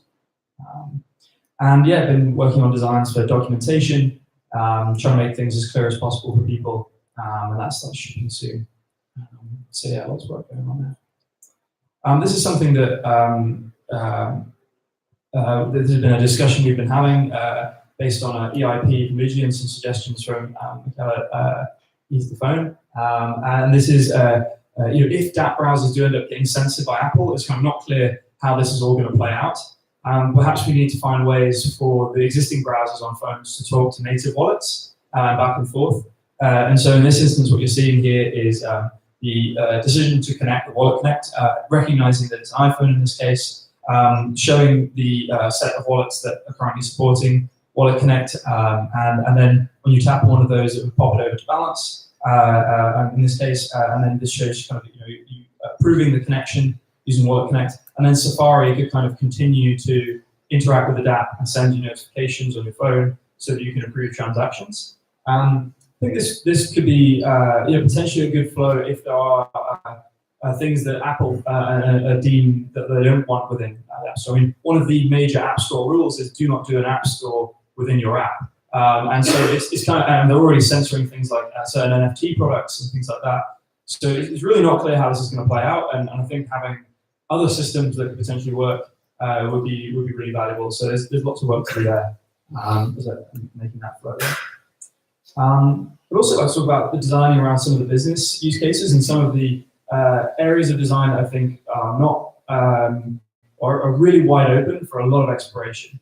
So obviously exchanging is fairly mature. There's lots of different takes going on exchange, and I'm very excited to see that. But I think there are real businesses to be built about referring people, particularly to financial products. Many of these protocols, after I've had discussions with them, are starting to build in commission and ways in which the wallets and UI that refers to their protocols or transactions, the user interface layer will be actually able to generate revenue. So I think this is really exciting because it will allow us to build businesses around this stuff instead of needing to sell tokens, which generally don't make too much sense for user interfaces or ecosystems or as payment tokens. So I think that while it's early, there are real business models to be made. In particular, I'd love to just cover some very early explorations, which definitely need a ton more work around the idea of staking. Obviously, we know that proof of stake and the move to proof of stake is a huge trend that everyone's discussing. But a large part of what will make this work is people actively participating in the network and kind of approving or removing or bonding or delegating or all these new terms, managing their stake. There's so much that's going to go into that. The reason this excites me is because in ICOs, most people, retail investors, were punting into things hoping for 100x, and nearly all of them got burned by this pretty scammy system, in my opinion. Whereas staking is like a proactive thing you can do for the network. And actually earn kind of sensible returns that should be money stored in your savings account, and you'll be kind of actually generating value for yourself in a reasonable manner. So here are some super early, very probably too complex first explorations. The idea here is that if you are storing some atoms, that it will kind of notify you that there's a way in which you can earn money with these tokens. I think basically every single term needs to have some kind of pop-up or explanation or some kind of way in which people can quickly drill down into like, what the hell does this word mean? So there's going to be a lot of work to do there and getting the wording and copy and things like that, right? And then you'll be able to kind of dive into the different validators, and there's all kinds of interesting information you want to confer to the user around the brand or the name of the validator, how much skin in the game they have, relative to how much they've attracted. And then if you tap into, say, one of these validators, you could look into some of the statistics about them and their support network, and statistics on how well they kind of follow up, or how old is their website, how kind of legit is their Twitter account. There's so many ways in which, if you're going to allocate capital to a validator or some kind of staking node, you really want to think through like where you're putting that money, because it could all evaporate. And here would be some kind of pop-up that would explain what the whole system is and give you some of the key statistics. And this is probably a bit too much information for a first onboarding, but I was just thinking through, like if I was going to put a significant amount of my personal funds into one of these networks and begin kind of trying to allocate stake, what would be the numbers that I would want to see? What would be the things that would be important to me? Because particularly in Cosmos, if any of those validators get rumbled, you just lose all your stake. Or if they don't do well and perform poorly, you'll get slashed and lose money. Now Cosmos is, we're not sure when the network's going to launch, and one of the things I had a great discussion with over this weekend was about how live peer is actually live and doing staking. So I think probably the first experiment we'll do will be around a very simple way for people to stake their live peer ERC20 tokens and who they're going to kind of allocate that capital to. The series, it was really exciting as well because I think that staking is going to be a bigger business than mining, and it's going to be much higher margins for quite some time. It's going to, if this is where all the new and fresh networks are kind of putting their time and energy, and we can kind of bootstrap it off proof of work into proof of stake, it makes sense that this is going to be really like a huge kind of new protocol behavior that will need a lot of design. I mean, I personally have never opened up a mobile Ethereum wallet to do any other kind of dApp interaction other than exchange a few tokens and send a few tokens. Whereas if I was able to earn pretty good return on my money, I think I would open up my phone on the daily to kind of check whether I'm allocating my stake to the correct places. So I think it's going to be a really interesting new behavior. And one that will have like real value. There's also two things I learned this weekend from people who are much more experienced with staking. And that is, first of all, this is going to be an area where people can have an asymmetric advantage. You know, today, if you want to compete in proof of work, you need $100 million and some knowledge of how silicon works and like access to kind of prefab factories. And so that's why you see this hyper-centralization of mining around a few companies that can marshal this capital and engineering talent around the hardware. Whereas in proof of stake, while hardware is super important, it's a much smaller component of what matters when you compare it to just knowledge, understanding of the networks, subtle ideas around how to kind of arbitrage between these systems, and just like generally the ability to kind of correctly pick where you're going to stake. So the barrier to entry for helping to secure a network right now in proof of work is enormous. You need to be a damn expert. You know, very quickly home mining doesn't work. But I think that kind of cottage industries around staking and particularly the nuances of each different proof of stake network is going to be available. And these people will be proactively contributing to the security and improvement of these networks. So that I think there's so much design space here, and I'm very excited to kind of start playing around with it. And lastly, I'd just like to kind of quickly highlight a use case we're going to launch hopefully later this year, which is student loans for programming courses. And this is weaving together Dharma's protocol with Blockboard's kind of submission API, and it will allow people to kind of basically say, hey, Balance is going to be an underwriter, and we'll be saying, hey, this person is already a very good programmer because they got into Repo Center. It's an unsecured loan, but they are highly likely to pay it back because they're going to do open source programming, an open source course, getting an open source loan, running on an open source user interface with an open source protocol on open source Ethereum. It's like, it's I think a cool first experiment in how we can try out different financial applications and design things really quickly. If we wanted to do this with dollars, it would be a huge operation and a kind of startup in of its own right. Thanks so very much for your time. Really appreciate it, and I look forward to talking.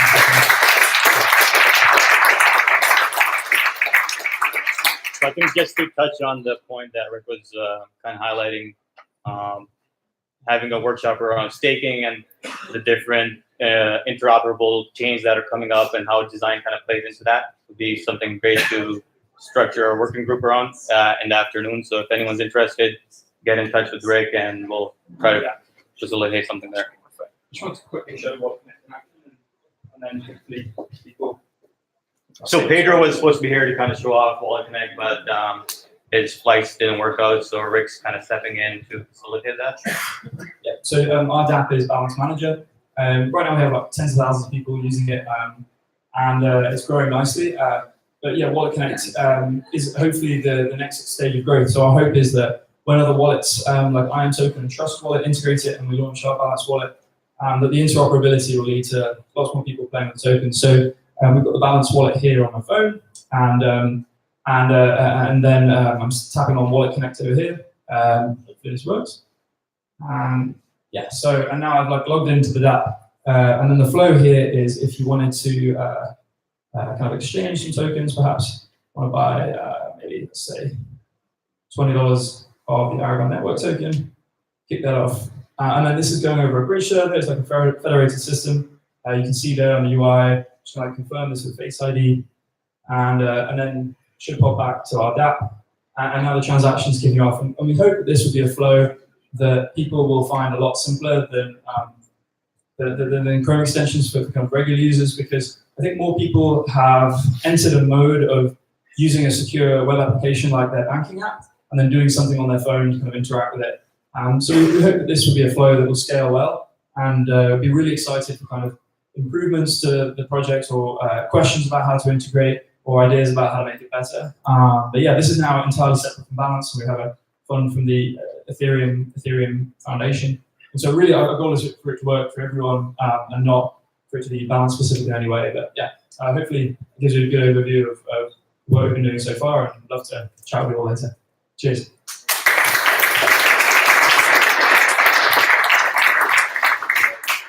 I'd like to invite Luigi over just to kind of talk about the wallet ring and what kind of issues they're kind of been exposed to in the ecosystem.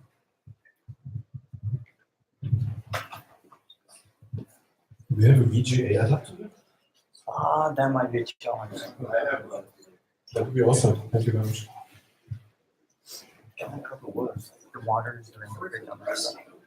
So just for people's sake, there's waters and drinks for the event on the other side, sponsored by ETHB. So if anyone wants to go that direction. The other direction.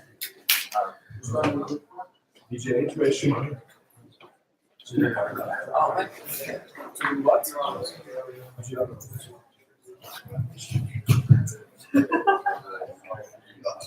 What is the plot to HDMI?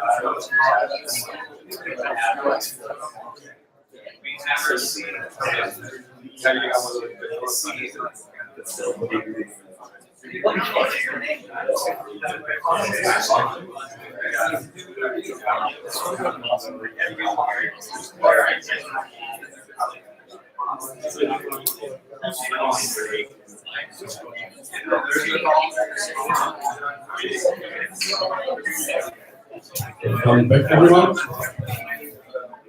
Take a seat. I want to keep it short anyway, so because Hey guys.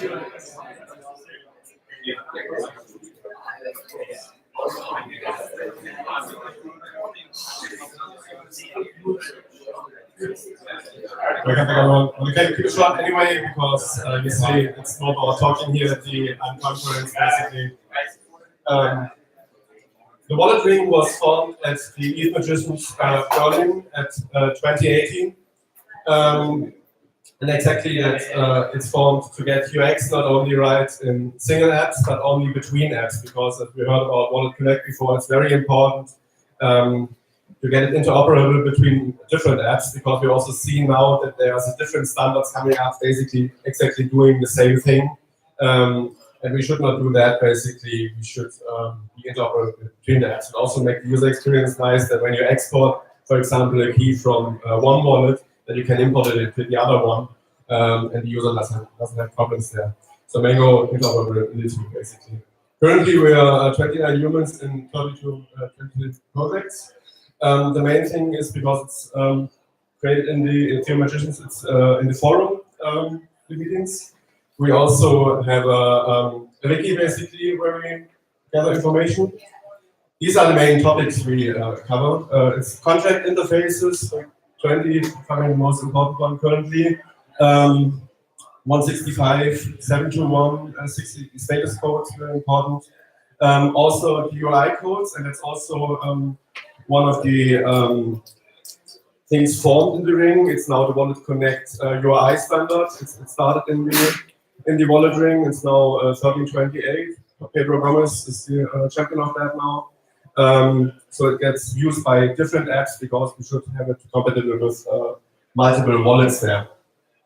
Also, private key exchange is a big topic in there. How do we do that? Mnemonics basically came from the Bitcoin one. It's now adopted to Ethereum.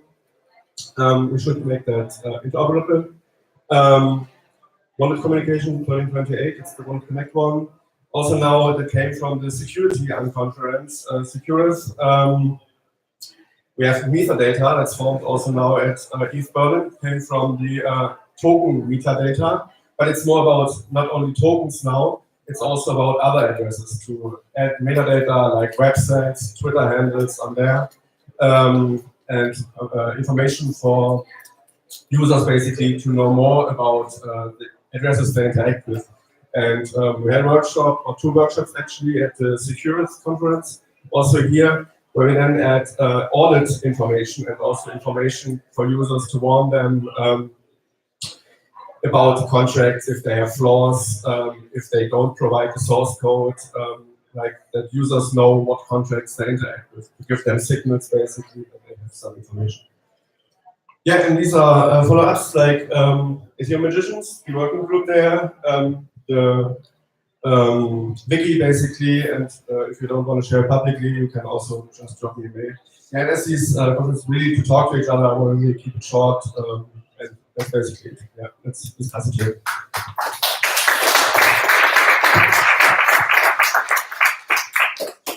So up next, we're going to have our we have our more technical and in-depth panel type lightning round, where we're focusing on the biggest missing layer that we have to kind of tackle as far as developing dApps that are useful, which is logins and identities. So I'd like to welcome Marek up and kind of facilitate that. So Marek is actually working with Alex on the universal login implementation, and he's going to talk about how that all flows into the different parts of the UX flow. Thanks. Give me a moment to connect. How are you guys doing? Still standing?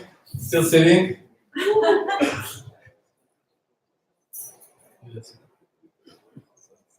How much time do I have, roughly?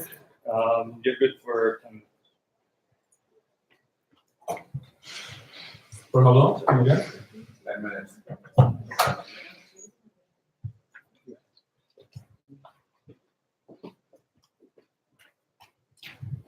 Okay. So we already spoke quite a lot about similar topics, but let me reiterate very quickly what is the problem with Ethereum when it comes to mass adoption. As someone said today, my grandmother, my brother, or I have a sister. She could be perfectly good example of how hard it is to use Ethereum. So we spoke about how difficult it is to make people back up their seed phrase. I mean, it's like when we're talking about UX problems, it's like we are layers away from normal users, right? For normal user, two-factor authentication is kind of an advanced feature, right? So just to reiterate, like people don't install software anymore.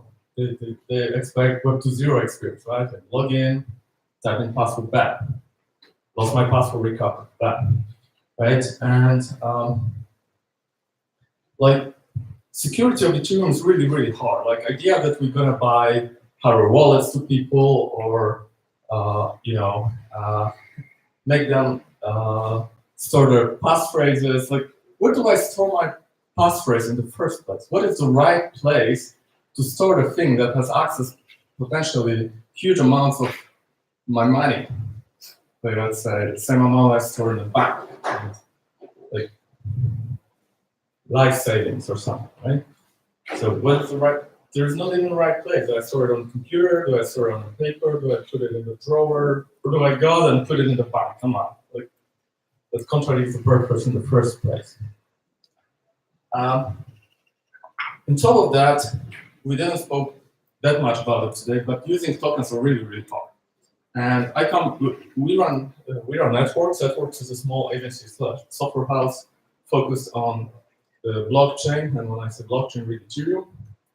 And we run into those problems with customers all the time. Like the customer run an ICO, and they start onboarding users. They have a lot of users, and then onboarded thousands and thousands and thousands of users.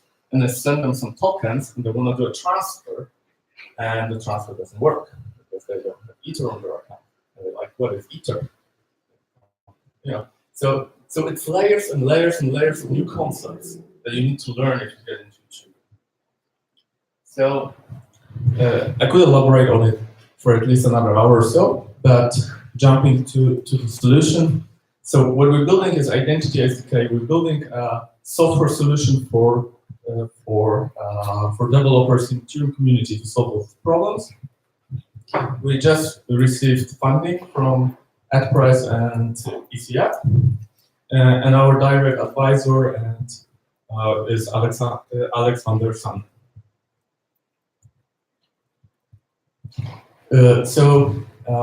Our focus, before we go into what the solution exactly is to build something that is open source for developers that will be eventually production ready, which I think is very important thing because we tried a bunch of different identity implementation we found around, and none of them was close to production ready. And even if you look at the tests, that there would be some tests written, but the key functionalities wouldn't be even tested. So we focus a lot on building something that's going to be eventually production ready, well tested, well architected, easy to maintain, easy to develop, easy to use by developers. So it's a lot of effort that you don't put into something when you do a hackathon thing or when you just hack something around. So the idea was already introduced today. The idea is that we have you are represented not as a wallet, not as a private public key, but there is a contract on the Ethereum network that represents you, perhaps many of those, but let's focus on one. And this contract is the one that interacts, that do the interaction on the Ethereum network with our application. So the contract there is a number of keys connected to the contract, both private, public key pairs, but the keys are assigned to very specific device. So I have one key on my mobile phone, I have one key, let's say, on my laptop in the browser, and let's say there is one trusted third party, just in case I would like to recover, just in case I lost one of the two. Now the keys don't have any balance on it. They just use for signing messages. So when I have an intent to do something, I design a message. Let's say there's a flow on the top. Let's say there is a web application, and there's intention to do something. So it designs a message. Message goes to the relier. Relier repackage the message into a transaction, send it in a trustless way to identity, and finally it gets executed.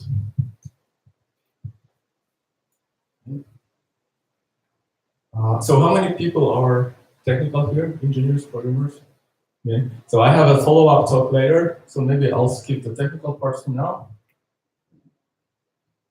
So identity is something that has a bunch of keys. You can create out, remove keys. What is very important, identity is identified as an S name, not as an address.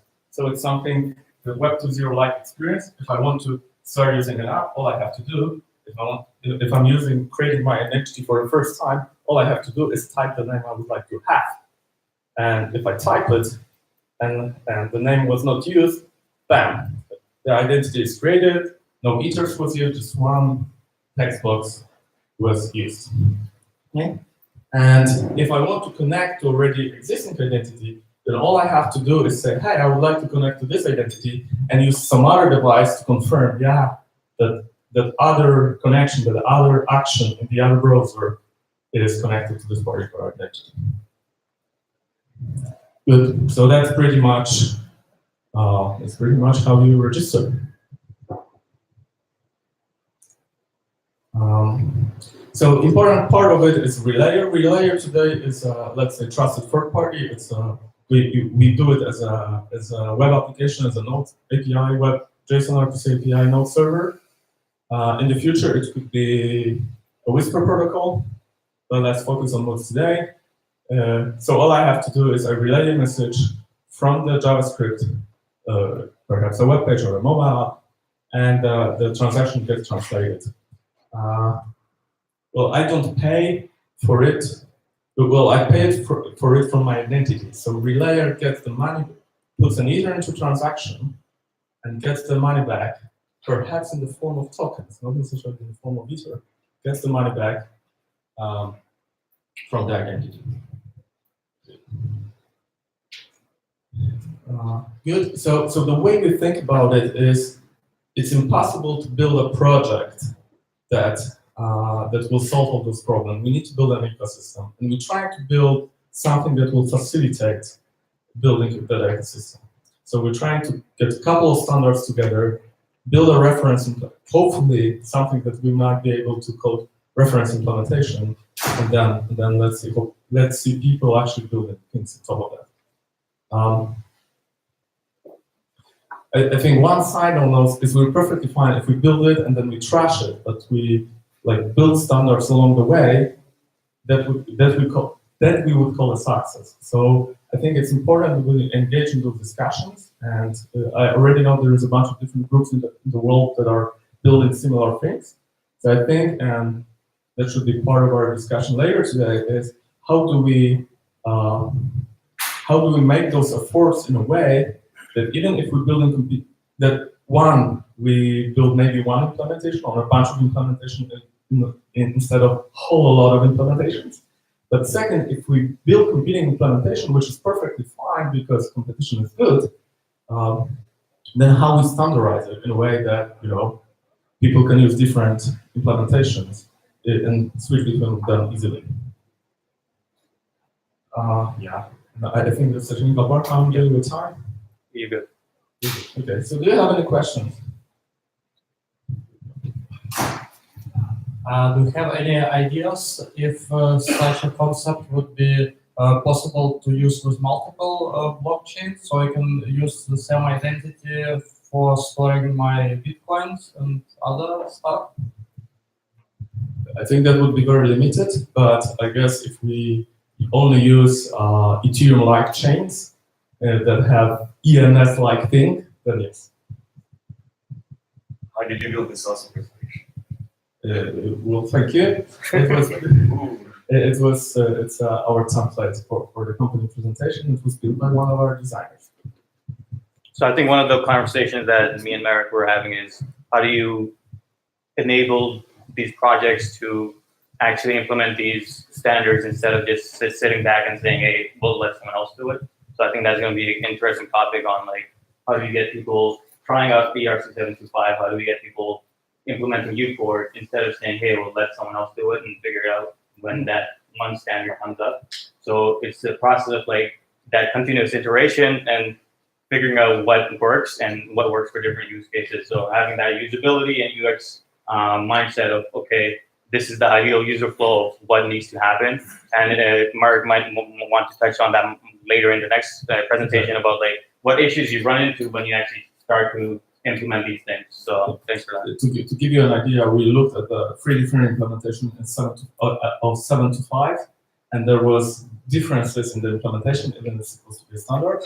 So today, if you would like to like just use 725 for something, then you would have to have a vendor lock on particular implementation. So 725 is the best specified ERC around universal login and IDG and so on and so forth, right? So how do we make it ERC 20? How do we make it like there is like thousands of people using it and thousands of implementation, and all we left with is security issues. Ellen might have some more That's one insight. question. Oh, yeah. Yeah, I just wondered what was the reason why you picked the ERC 725 for this? What were the advantages of it? Well, I think it was no-brainer because 725 was seems like a best place for identity. Well, at least best well known. It seems like a good starting point. There's already a lot of traction around it, and yeah, I mean, why not? I mean, if you see any other better solution, then I would love to talk. I think they're going to be presenting their input on that soon. Looking forward. When are you going to present something? When are you going to release something? So it's all open source. I can do a quick demo. We just started working on it 4 weeks ago, so very early in the game.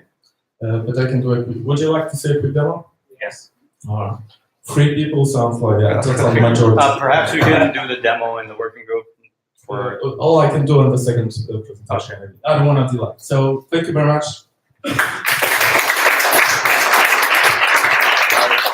like to invite Fabian up to kind of introduce the 725 standard, and then Origin is going to talk about their depth tooling around that and their implementation.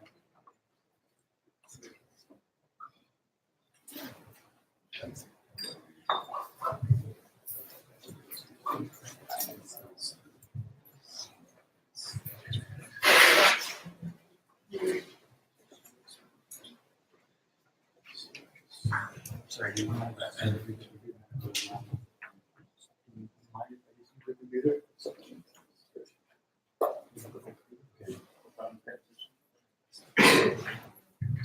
I will quickly go to the bathroom. Is this okay? Next time.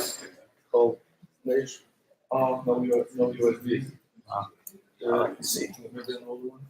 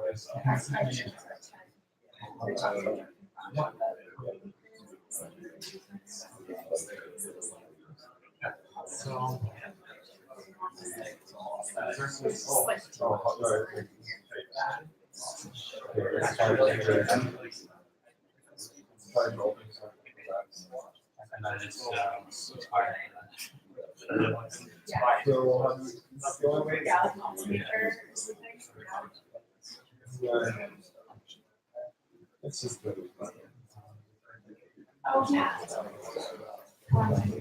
Okay, are we ready?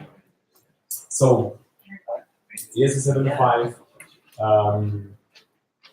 controversial, right? There's like a lot of different opinions about things. Who have heard about the standard already? Okay. Who understands the standard? Okay, good. Let me do a short introduction. So if you think about identity, it always comes down to being claims, right? So basically, these others issue claims about somebody, and because we trust these others, which are today mostly institutions, their identity becomes relevant or becomes important. Let's say a passport, as we can see here. The passport is basically nothing else than a collection of claims, and somebody checked that they are correct, put them in a plastic card, and says that's solidified person now. Actually, today we have a lot of different type of claims which we deem valid. For example, a verified Twitter account. That's like a claim attached to a persona, and we take it as valid. And reputation systems where you gain over time reputation makes you more valid, and at some point they're more trustful maybe than even the government issued identities. So what it comes down to, it's all a bunch of claims, and we issue claims about each other all the time. This way we create context around personas or things. And so yeah, that's kind of like how it looks today, right? So big central authorities have the data about you, say, hey, he's valid, give you a little plastic card which you can show off on every border checking, and then you're all good. That's probably not ideal, so we will do this just because we can. So the ERC75, so it is a standard for an on-chain identity. That's very important, and that's also probably the difference to UPort.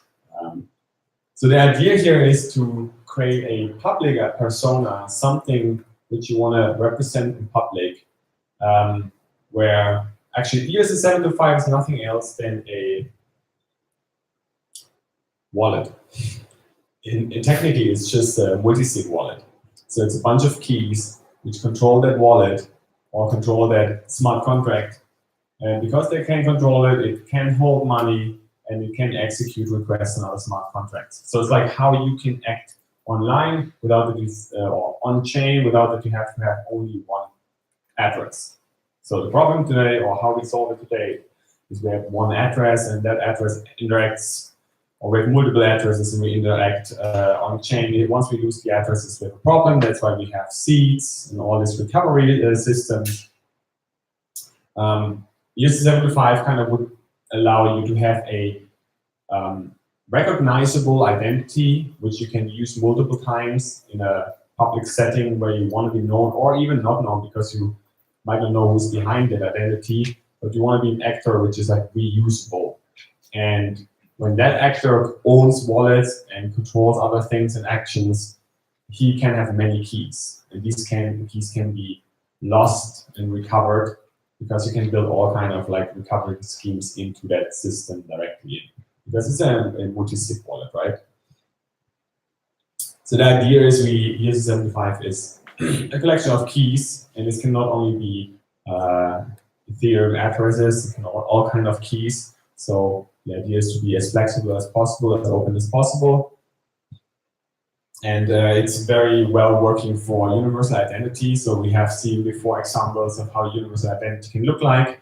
That could very well connect to your on-chain identity, your public identity you're using in multiple places, for example. The big question always comes up, what is about privacy, and do we put things on-chain? Isn't this a problem? And I would say yes and no. I mean, first we have to know any action we do on the internet is also forever there. Archive.org just doesn't forget. And second, it's about the context. It's about like, we do want to have privacy, but not always, because we want to create reputation. Reputation you only create by creating something persistent, which gets history over time. So I see ERC-75 more as the public part of the persona, while, for example, the W3C spec of the DID documents and so on is more like your hidden persona, something you only want to reveal once you, on a peer-to-peer basis, to people you, maybe a doctor or other people, something you don't really want to publicly show all the time. But what you put here, or in all the actions you do with those keys, is obviously something people could trace back to you, and you have to be aware of that. But there's a big use case for that. I mean, looking at how people treat the internet today, like 20 years ago, we all used synonyms. Today, we all use our real name and pictures. So kind of people want to be public, because only through that publicity they get reputation.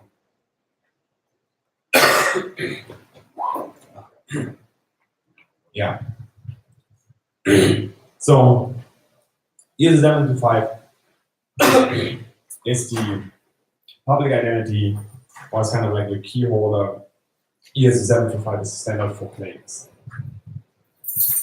And also different ways of how claims can be added. This is obviously claims on your identity yourself. This means this is most likely claims you want to have persistent, or you want to have for a long time. And ideally, these are also not many claims. If there are like claims which are constantly, yes, we went there. Perfect. I'll take it.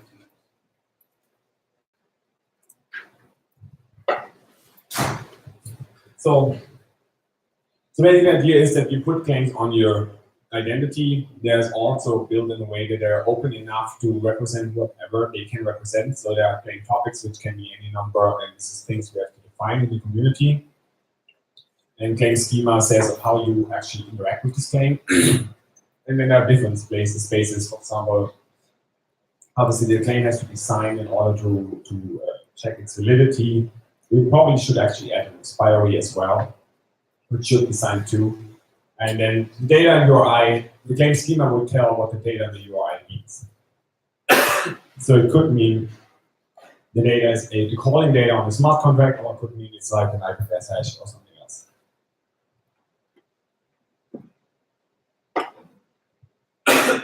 Sorry. So this actually, in my opinion, is kind of the piece which is well connected to the universal identity, it's well connected to the wallet connect. It connects to all of these pieces. It gives this more central public key storage you can use.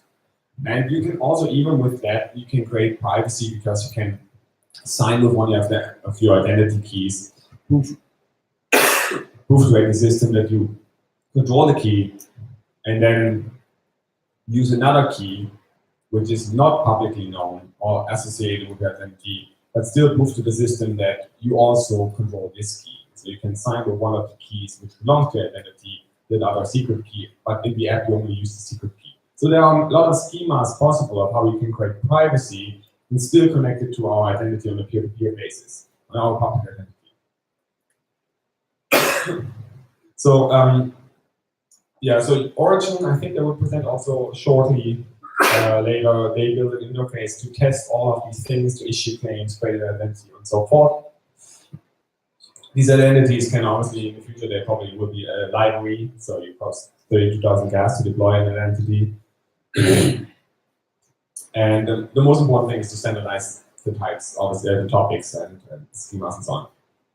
There's an alliance forming right now with a few projects who want to use ES75 or looking into this.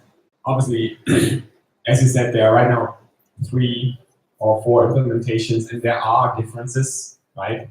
I'm very impressed myself to see that people actually build full functioning interfaces with all the things working and claim issue and whatever just out of the text I wrote there. That's impressive to me because I have not built a implementation myself or any kind of reference. So people like understood it correctly and built something out of it. Obviously, there are small differences here and there, and that's exactly what we now have to iron out when projects implement this. Obviously, there's privacy concerns. There's like an education to the user of what it needs to use that, and it has to be all in balance. And we have to iron out these technical issues or things we need to be improved over time.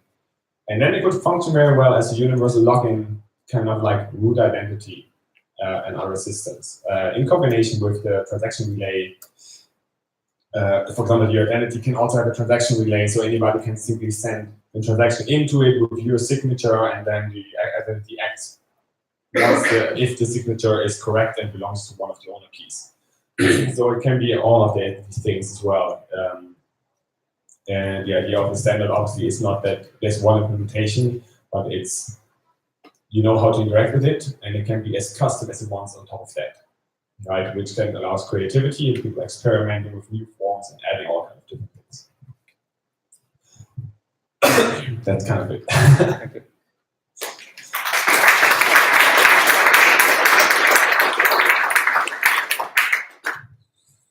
So I think we'll have the questions for the ERC 725 after Stan and Josh kind of do their part of it, and then we can get into that. So maybe Fabian can come up afterwards and answer those questions just for time's sake.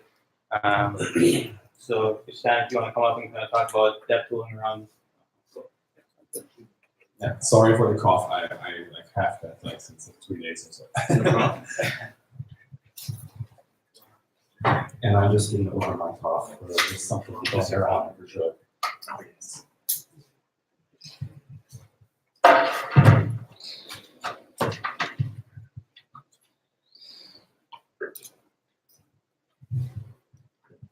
So hello, I'm Stan from Origin Protocol, the engineer there. And let's see if this works.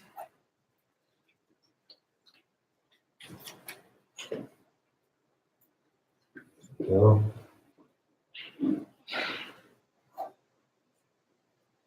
Cool.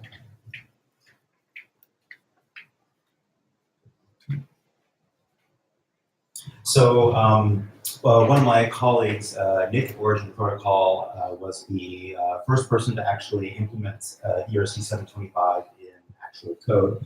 And as a useful tool, we built this sort of minimal UI for interacting with it. And I should, of course, say everything that we do at Origin Protocol is entirely open source. So what I'm about to show you is on GitHub, just at our repo under Origin Identity Playground. And we hope this acts as kind of a hello world for if you want to play around with ERC 725 and just want to just fire it up and like play around with what's possible, kind of at the, not quite at the contract level, but you don't want to build a whole UI, but you can just play around with the guts. This is the tool for you. So what we have are, we have identities, which is just the contracts that are played, like represents me or you or whomever. And then we have the claim issuers, which technically under the hood is just another identity. So, you know, that could be the US government or Coinbase or Twitter or whomever. But in this demo, that's just in a separate column there. And then you have claim checkers, which are contracts which want to know something like, does this person really have a Twitter account? Or is this person really who they say they are on Facebook? Or does Coinbase say they have KYC information on this person or whatever? So we can play around here. Let's deploy the ever popular Alice, right?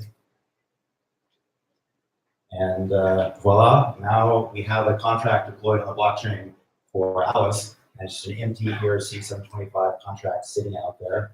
And just for fun, we can add like a self-claim, right? Just say, full name is Alice Jones. I'm just so. So that's just a self-claim, not horribly interesting, but now we have a contract with a claim about it. So now let's do something a little more interesting, and we'll switch to a different wallet, because that makes a lot more sense, and make an issuer. And so let's make this be us, the UX Unconf, right?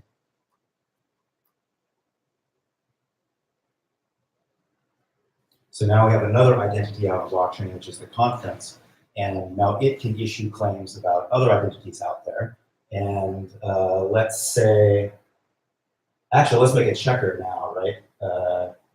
Let's say it's like a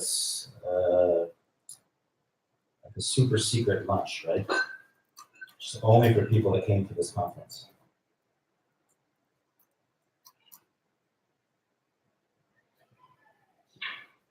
And it's Trust UX Conference. It wants to only accept people from that. And it only wants people who are verified. These are those claim types which Fabian mentioned, like, which we need to standardize what means what. But in Origin, this is what we're using so far. So here we can have our super secret thing. And let's check.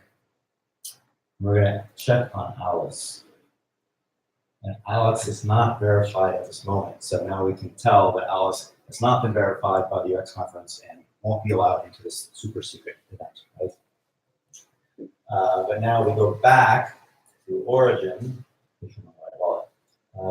Origin can add a claim on another identity, and we're going to add a claim on Alice, and she is verified, and we're just going to be whatever. She's cool. So now Origin has made this claim about Alice, and the last step is Alice has not approved this claim about her, so maybe she doesn't want to be associated with the UX Unconference. But she definitely does. So we'll switch. I'm going to switch my wallet now back to the wallet that I used for Alice and approve. Yes. And so now for the finale, we switch back to our super secret, and we switch over to that identity. We can check again. We want to check Alice. Uh-oh. Sorry?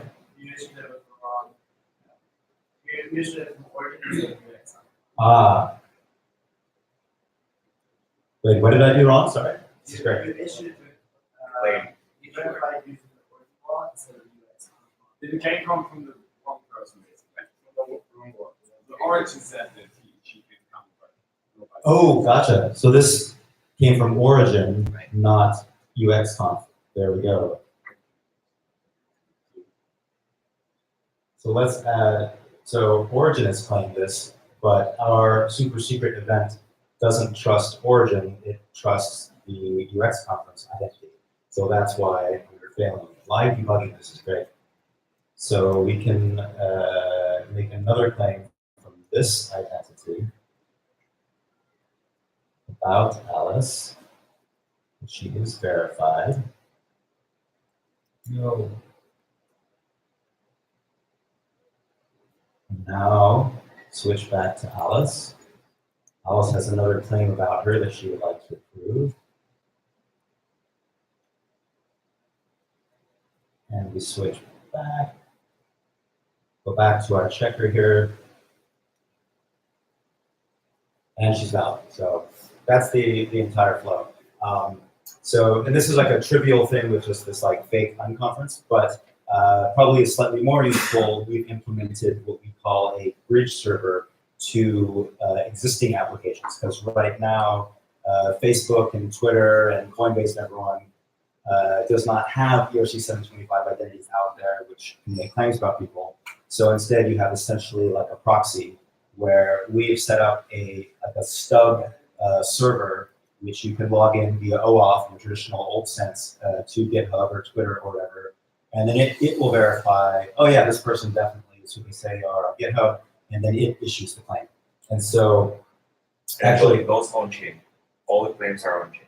the claims are on-chain. So there's this brief moment of centralized where you are on a server controlled by Origin, which is the one which gets the callback from Twitter or Facebook or whatever, and then it issues the claim on-chain. So you have this extra thing, you have to trust that Origin bridge in the middle. But of course, anyone can deploy their own bridge to make those same claims. And I think Josh, you're probably going to demo this better in the. Josh is going to demo the prettier UI, since this is a UX conference. I'll leave it to him, but you can check right now like Facebook, Twitter, GitHub, and I think Airbnb. So I will leave it at that, so we have more time on the actual pretty implementation. Josh? But maybe to say in the middle of this, whatever you add, like you don't have to add a claim which says it's your Twitter account. It can also be just Twitter says you exist on their system. I mean, the data itself doesn't need to be necessarily revealed in the claim. It's just a reference to the data which you can then check through another process, off-chain or wherever it is, check on the API or Twitter. Yeah, we've talked about like just like someone is an accredited investor, just like yes, no would be a great claim to come from a bank or something like that. Country. I'll drive. That would be great. As having problems connecting to the internet here since then is offered to drive. So I'm Josh Fraser. I'm one of the co-founders of Origin Protocol, and we're creating decentralized marketplaces on the Ethereum blockchain.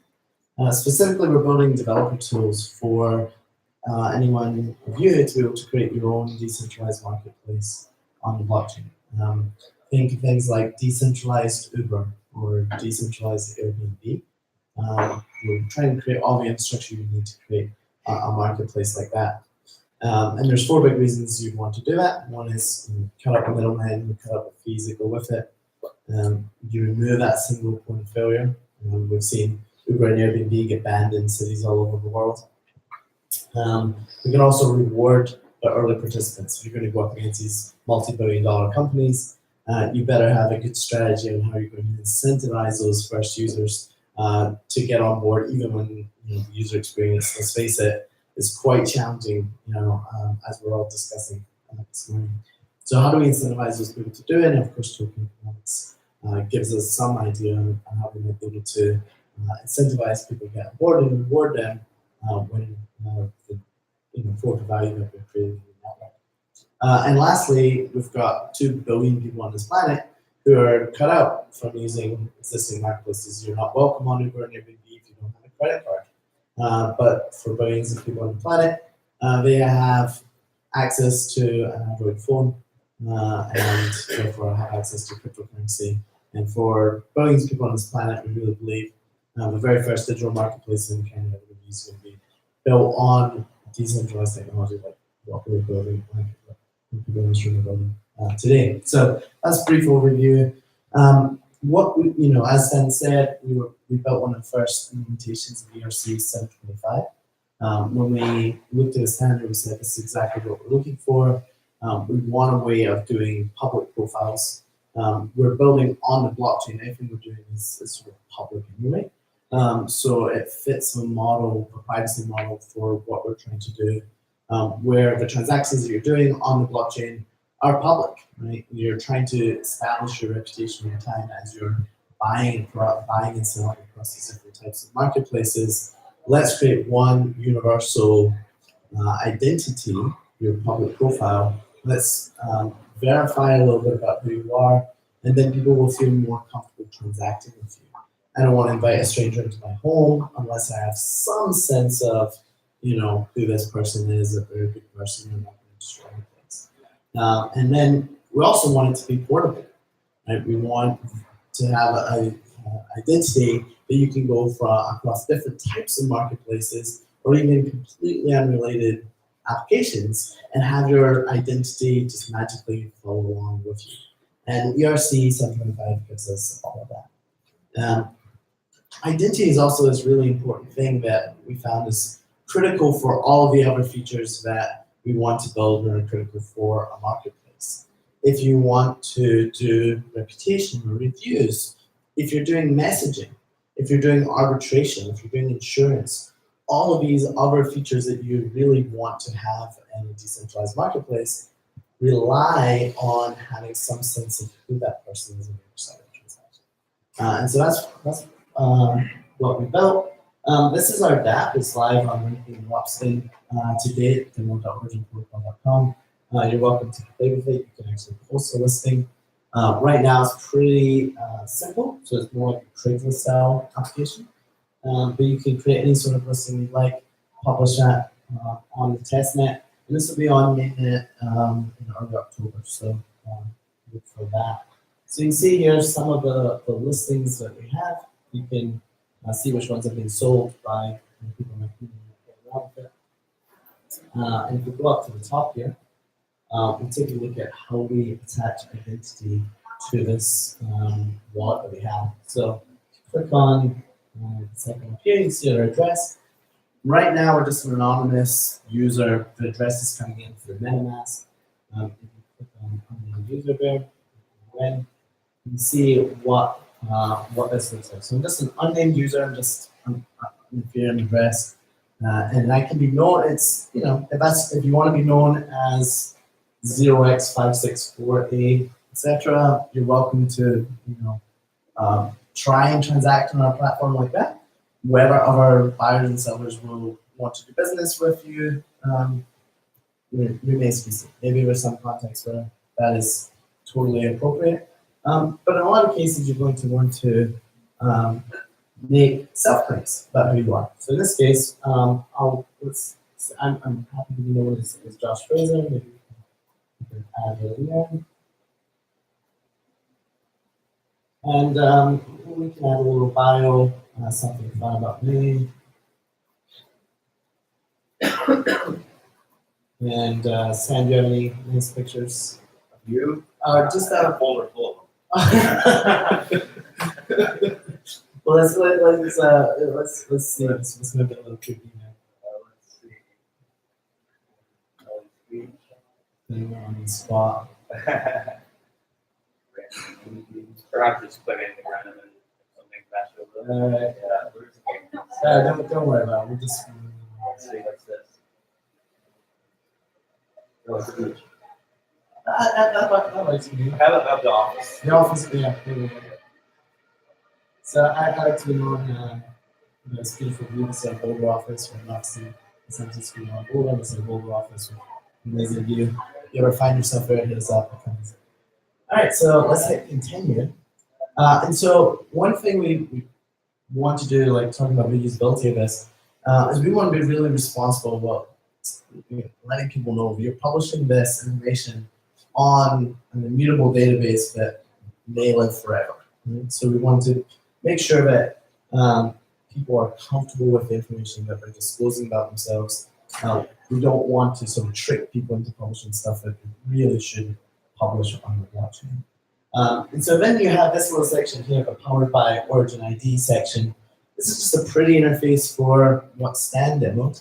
But we go through these verification flows, again, with the Origin One centralized server that can actually do these verifications. And so we can do things like verify our phone number, right? In that box, ask you to type in your phone number. We won't do it right now, but type in your phone number. Very standard sort of flow.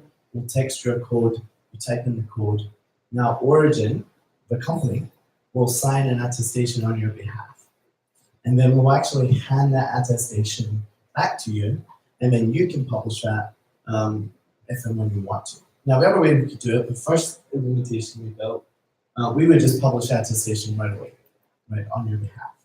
And so we switched to this flow instead for a couple of reasons. One, we didn't want to like do these. First, we wanted to batch them. We've got multiple attestations we want to gather. So we want to get your phone number, we want to get your email address, then we want to batch them all up and do it in one transaction, save the gas costs and improve the user experience. That's probably 2 seconds. The second thing is we decided to sign it and hand it back to you, and then you publish it instead of us publishing it. That also meant we didn't need to figure out how to store a hot wallet with gas in it to pay for that. We didn't have to worry about people potentially abusing it and attempting to drain that hot wallet. And there's also a little bit of a question about GDPR of like, does it make a difference whether, it's one thing for you to publish your own data to the, blockchain that can never be deleted versus us publishing your personal data to the blockchain that can never be deleted. So I don't know if that matters or not, but it was something that we felt more comfortable with this to start. An interesting one here, so we've got phone number, email, we send you a code. For Facebook and Twitter, we do a typical OAuth handshake, click through, authorize this, click. If you can do that, we'll sign an attestation for you. You have that. For Airbnb, this one is kind of fun. We give you some words to post on your LinkedIn or on your Airbnb profile. And so then we go and we check for those words on your profile and you can verify that you have that. And so you can imagine being able to pull in some of your, your existing, if you've been an Airbnb host for years and you have a great reputation on there, we can effectively, cryptographically tie that link between those two identities. And now people can feel more comfortable, even though, you may not have any existing transactions on the origin network. You've been a host for years, you have a great reputation. Now I feel comfortable getting started and staying in your home, even though it's my first time ever using origin. So then, once we do that, you can hit publish now. So at this point, everything is stored in local state and local storage. Right? We don't want to, again, have metamask popping up and down. And we give you one final reminder here of, hey, you're publishing this to the blockchain. Right? So for your, in this case, it's going to be my name, my description, my picture. The metadata is actually stored on IPFS, or we're actually storing an IPFS hash. For your, the other fields, we're really just storing like a check mark, right? We're just saying you verified the phone number. We're not actually going to publish your phone number on the blockchain. We think that'd be irresponsible to do it. There is some question about what about the root of the Merkle tree? Can we get it? Is that okay? That's something I think would be interesting because then you can prove you could offer your own phone number later on, for example. And if you have a root of the Merkle tree, you can improve your part of that set. So some interesting stuff that we want to research a little bit more. Let's do it. We'll find out if he has enough testing for me.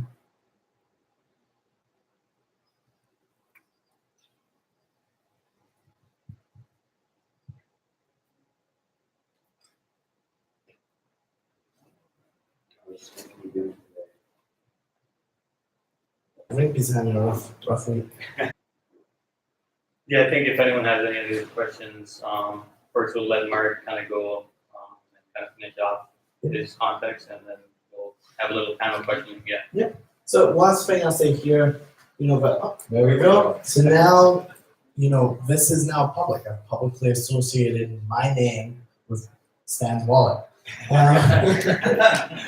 Again, this is self-claimed. No one's verified it. So. And so from here, now we have this integrated across the marketplace. So now when you're buying and selling, when you're publishing stuff, you're showing up as Josh Fraser, not some address. This improves things a lot when you start getting into messaging. Now you're messaging with a person and not with your address. And so, a little side note, check out what we built on the messaging side as well. So Stan, if you want to pop that up real fast. We built our own messaging system uses Ethereum for signing the messages, but then uses IPFS for your transport layer. So that way it's free, you're not paying gas to message anyone, you get all the security of the Ethereum network. It's also, so if we actually go here, we can enable messaging. And so what this is doing is actually it says, I wish to start messaging on Origin protocol. So I'm going to sign a message. This is to sort of get the process started. Like that.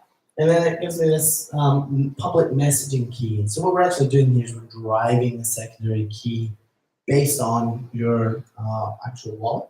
So we can sign that second transaction. So this is a one-time thing, gets you your ephemeral key that both you and the other party can use. And now you can message back and forth in real time. It's free, it's encrypted end to end, it's persistent because it's stored on IPFS. And a unique constraint for us is that we need it to be auditable.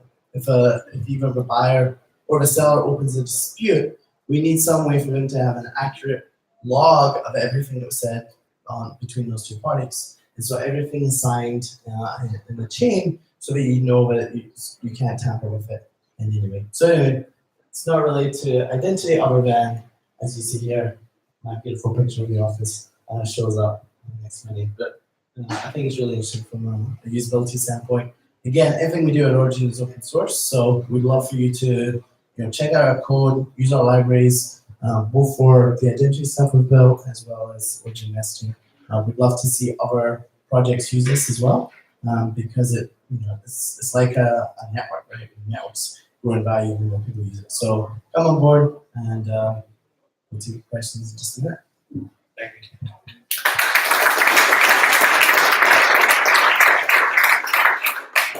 Let's let Merrick go, and then we'll have a 725 question.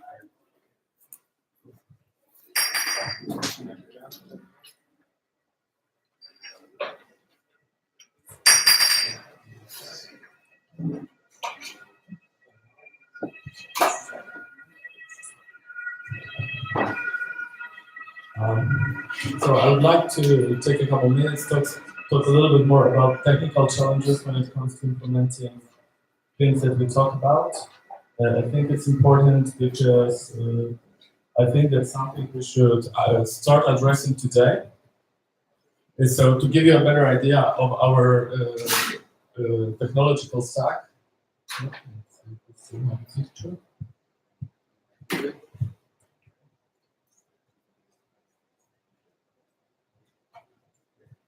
So we started, we don't have a strong focus in particular or ERC 735. I think other people are doing that well, so we don't feel like that's something that is addressed. We hopefully to take one of the implementations that already exist.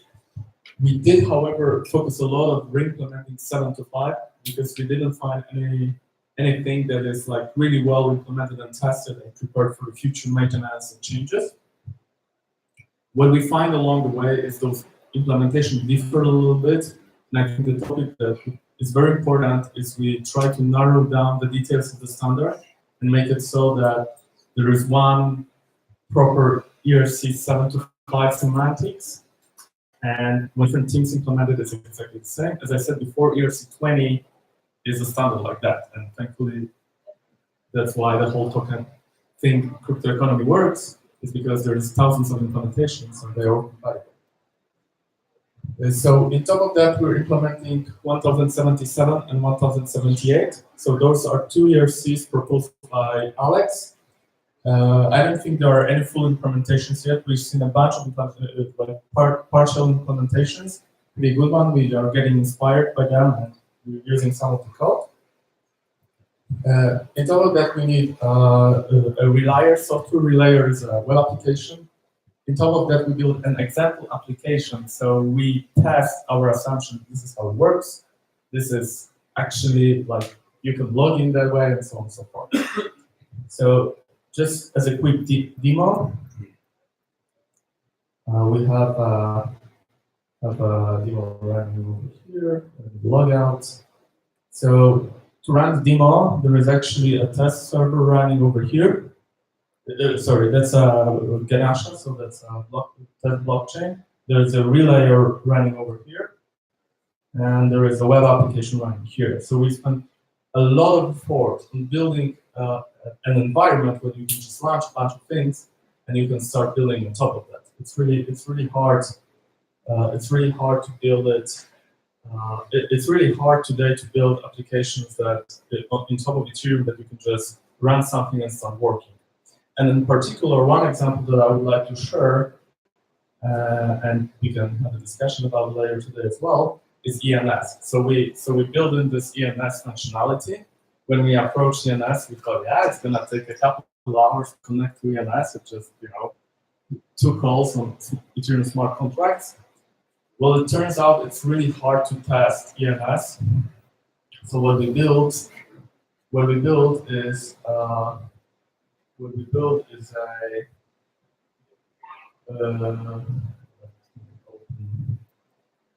right one.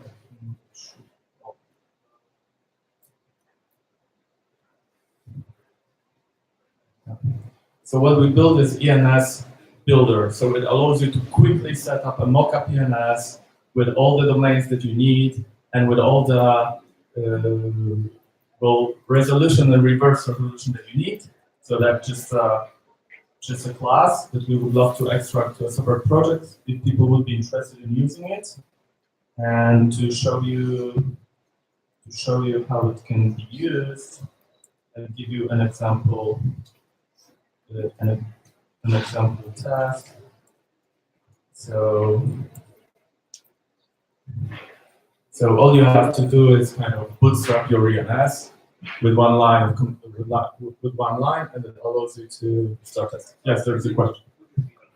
Absolutely. Sorry about that.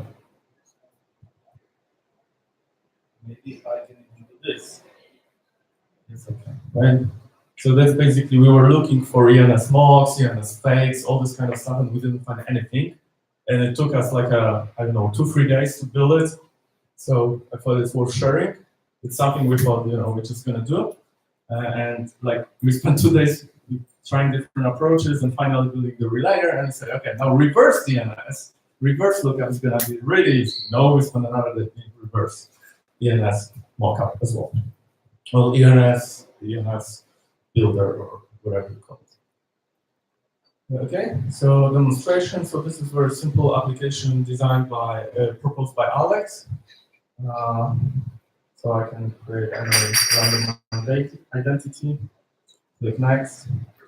The identity is now being created. It deployed the contract. It already assigned an ENS name to it, and then it's a very simple application that allows you to do clicks. If I click here, it's going to be registered on the blockchain, and the reverse ENS lookup will be performed, and it will be displayed. Looks pretty simple. Took us a month to set up a stack, test everything, and so on and so forth. So it really shows how early in the games we are, that to build even something that simple, we had to invest so much in basic concepts like testing and mockups. So what else is there in front of us?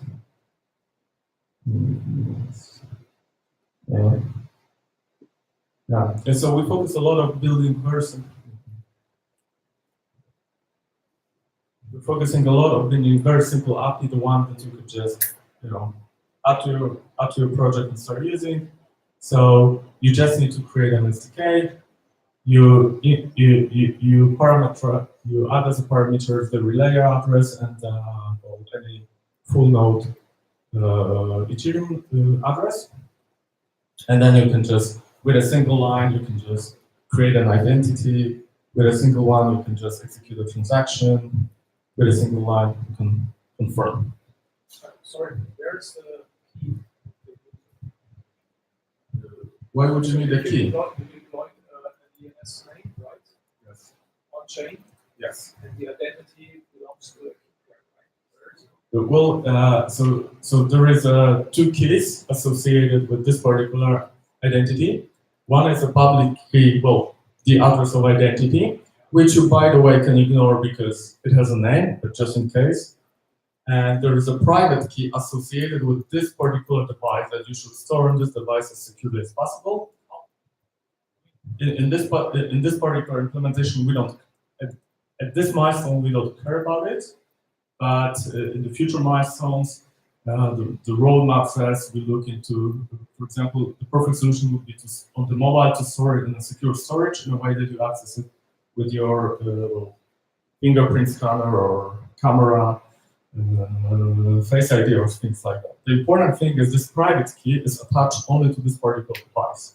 So when you do this, you execute a message, or you ask a message to be executed, and you can confirm that from a different device, right? So with a different private key from a different, and this private key and this private key, they never leave the device.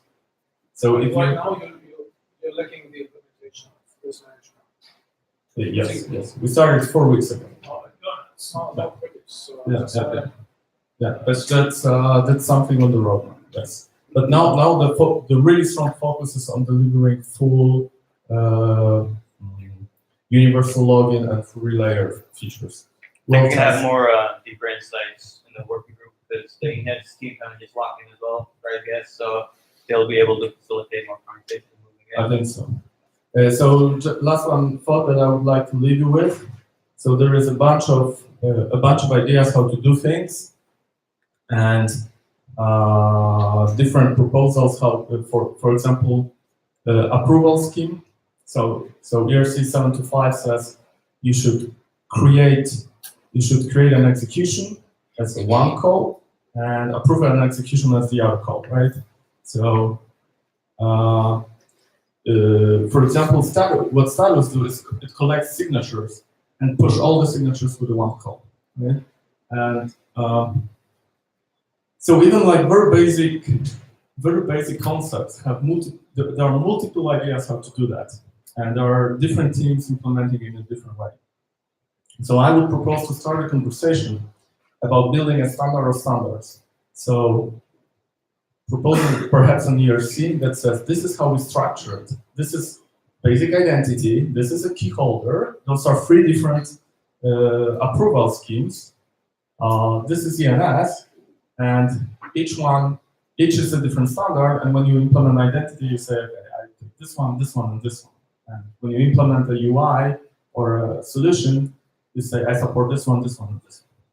So that's last one thought I would like to leave you with. Thank you.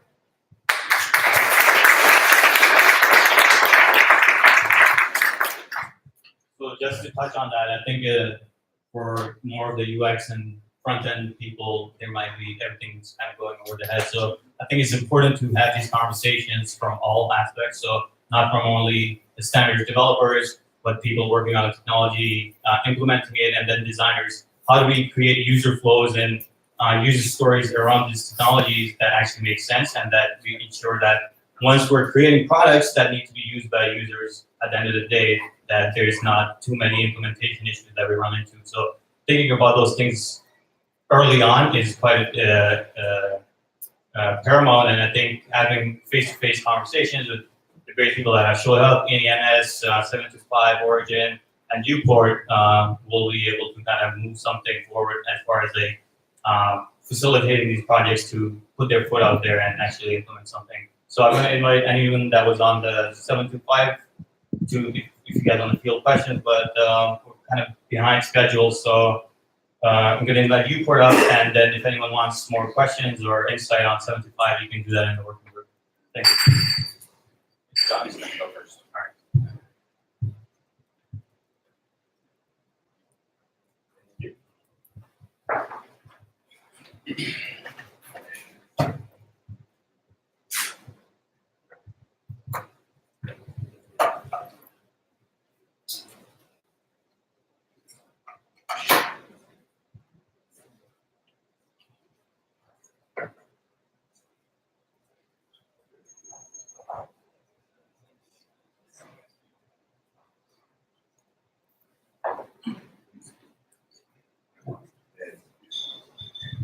Okay. So I'm Johnny. I'm the product designer, one of the product designers on Uport. And this talk is, I'll go through it really fast. I think there's a ton of stuff to cover still in the identity space. And Pele is going to come speak after me. So this is a little bit more broader context, intended to be human-centered, that will give kind of a mental model and some thinking around why Pele and the rest of the team, me, are implementing identity and pursuing it in the way that we are. So Uport, this is kind of, I mean, it's not our official tagline, but what we're trying to do is make self-sovereign identity practical, usable, and universal.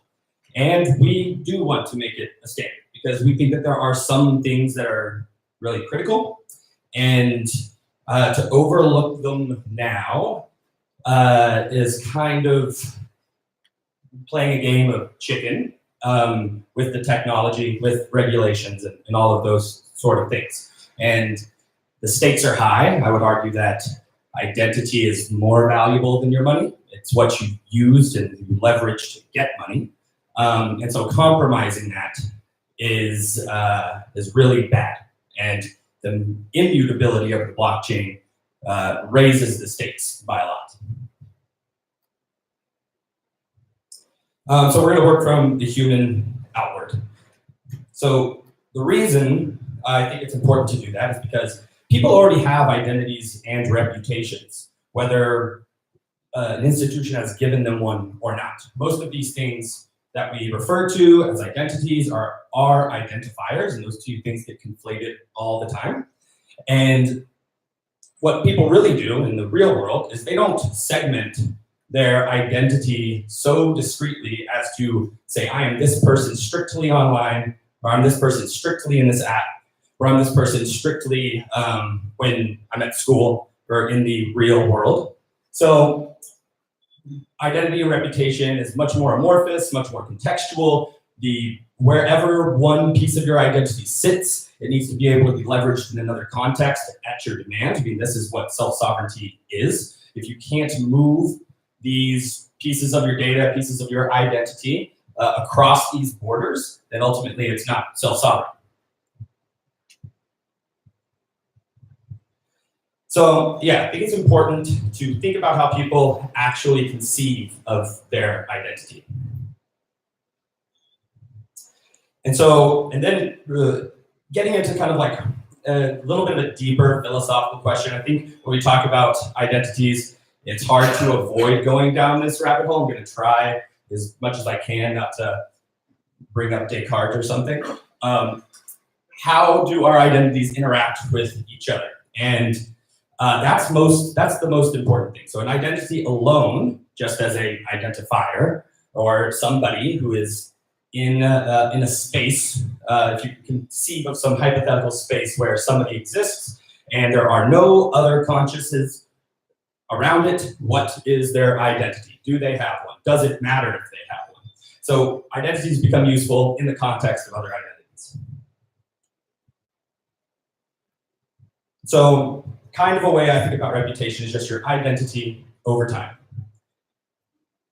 And that's what we care about. So a lot of things that we say are pieces of identity are really could be rephrased as pieces of reputation. Identity and reputation and like the whole open ID space and the Decentralized Identity Foundation and the quote-unquote identirati has very specific terms. And so I'm not using reputation and identity nearly as constrained and specific as you might hear them in other places. This is more of a general way to think about reputation, but we care about identities insofar as they tell us something or give us some probability of predicting somebody else's future behavior. That's what we care about. It's what we do all the time when we interact with people, and it's happening as a conversation all the time.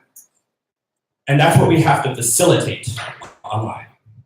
So this is really intended to be incredibly verbose, just to illustrate what we're dealing with here. So identity is an amorphous, contextual, and dynamic property that interacts with other identities to give rise to a sea of probabilities that we refer to as reputation. So that is what we're trying to tackle. And none of that, all of that data is like highly unstructured and is mutable. That's the real nature of it. And we're trying to put it into storage and control it and structure it and make it immutable. So there's this inherent tension here. So does not compute. Identity is not conducive to technology, fundamentally. So what is it like to exist online? You've got to go through these steps. I'm sure Pele might talk about some of these, which are more technical in this space of what is the process of creating an online identity. You have a creation process. This is like your sign up, verification, which is different from authentication, which is different from authorization and federation. I won't dig into a ton of those right now because I think when we talk about the way we're implementing identity, we'll get maybe a little bit more into that. So the real thing is like, how do we take back control? That's what we want out of identity. We don't want to build a system that that forces people to modify their identity and their reputation so that it fits the system. We already know what people's identity and reputation functions like. We should be building a system that adapts to that truth. That's being human-centered, right? And not technology-centered, forcing humans to fit into a box that is convenient for us as app developers. So self-sovereignty is not the idea that we don't need third parties. So as we kind of established before, you need third parties for identities to have reputation, to have any worth. So self-sovereignty, a lot of people think like, oh, we're still gonna have to rely on banks and all of these institutions. Yeah, that's true. They still can provide you with important pieces of reputation, but that doesn't negate self-sovereignty. So self-sovereignty is the ability to opt out or opt in of any relationship with any third party at will, right? This is the spirit of GDPR, which we might look at as a heavy-handed regulation that we all hate, but there is a spirit behind GDPR that I think is important, and that is to give users the right to do what they want with their data and their identity. And one of those things is, unfortunately, for lots of people, the right to erasure, right? And that is the ability to request that my data be scrubbed from wherever it lives. And we'll get more into that. So what we need is a single mechanism to privately store, update, configure, grant, and remove access to any information about ourselves that we care about in a way that is permanent and verifiable. When I say permanent, it doesn't have to be, it's permanent for as long as we want it to be permanent, right? So nobody else can affect its permanence except for us. So in Newport, this kind of looks something like this. We have a new spec, it's called ETHBerlin, which again, Pele will talk more to. So this is kind of going through those steps of what that might look like. You log in, create this type of identity or identifier. We use off-chain credentials to do verification. So that is what you would use to complete that type of step. And this isn't a linear flow. This is just kind of different pieces of the app and how they help you do these different steps. So credentials, authenticate is when you use your biometric and you authenticate the app to do something on your behalf.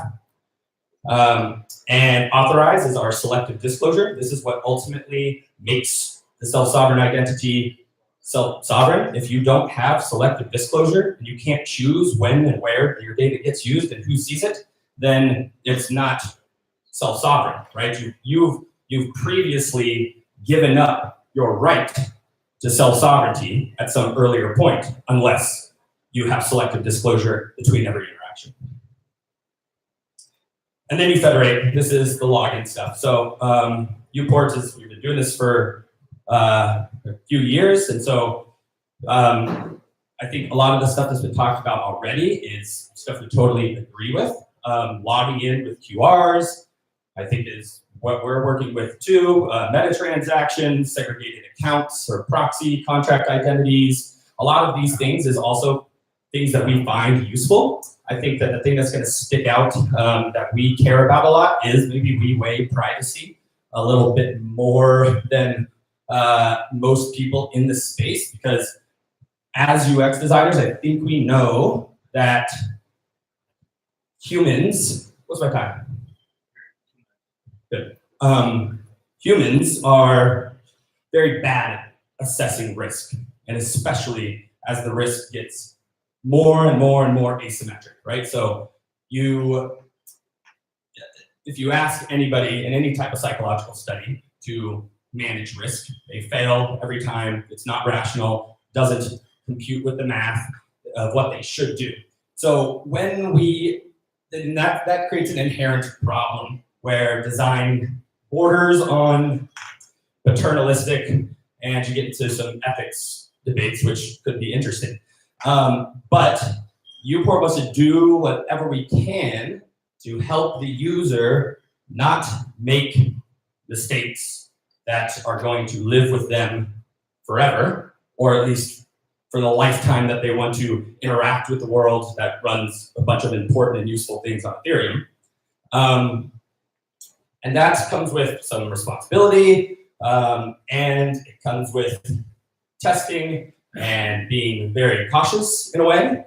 The stakes, like I said, the stakes are high. So this idea of move fast and break things, which we are trying to do, is we don't want to break people's identities. Those are like societal casualties in a way. If you get put on chain and you register that, I guess one of the other things about what humans are bad at is correlation, right? So we've seen this with Facebook.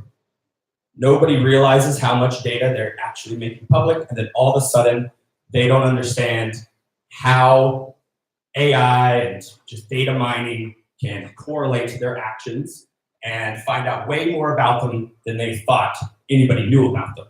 And so given the option to make that mistake, humans will make it over and over and over and over and over again. And then all of a sudden they'll look up and realize that Chainalysis or whoever else, Palantir, has learned a whole lot more about them that they didn't imagine could be learned.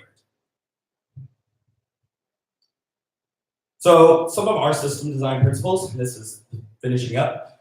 Some of this, probably if it's incorrect since our last spec, clear it up or just call it out. But multiple bids, cross-chain resolution is something we would like to have. User managed, off-chain claims is really important. Distributed storage, user access control. We want to make it legacy compatible. And then the human design principles. Privacy by design, so baking that in from the start, making it part of the system. Progressive disclosure, so allowing users to disclose the minimum viable information that they need to establish the trust between the other identity and themselves to get whatever value that they're seeking out of that interaction.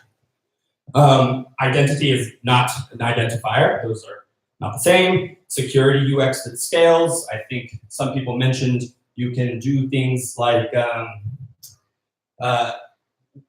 watch the wallet, as it accrues value, and then push or nudge the user to do more and more security. So this is like the idea that you don't make them back up their seed phrase on an empty wallet before they've ever seen your app, right? Privacy and security present asymmetric risks that we're aware of. Acts of good faith, I think, are important for establishing trust in this space, because a lot of people say that blockchain solved the trust problem, and that's a lie. You just move the trust problem to different places and to the application level. And I really liked what Status did when they showed and made a show of removing Mixpanel. I think that's an act of good faith.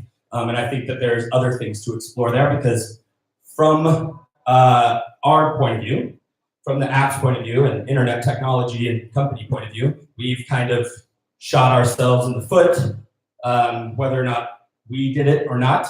users don't know, they're not experts in cryptography, and they're going to distrust us because of what Facebook and Twitter and Equifax have done. So we're starting from behind. So I think these acts of good faith are important. And the other thing is manage expectations. I think that that's a pretty common UX principle. So yeah, that's it. That's my Twitter. I think we're gonna have questions later. We'll just let Pele come up and show you how this actually gets implemented. Thanks.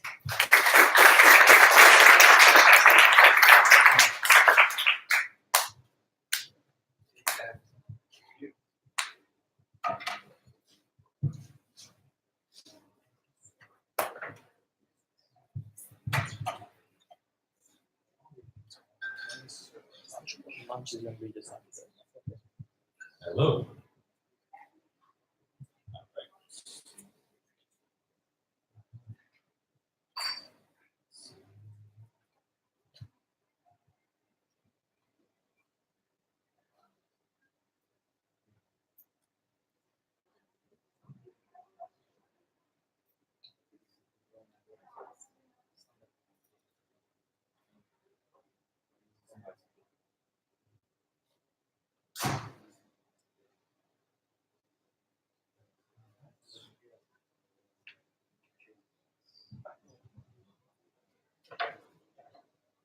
All right, so I apologize, I don't have as full presentation as Johnny does. As we pull this together really quickly, and I hope most of the interaction today, we have a lot of discussion back and forth, pros and cons, all of these kinds of things.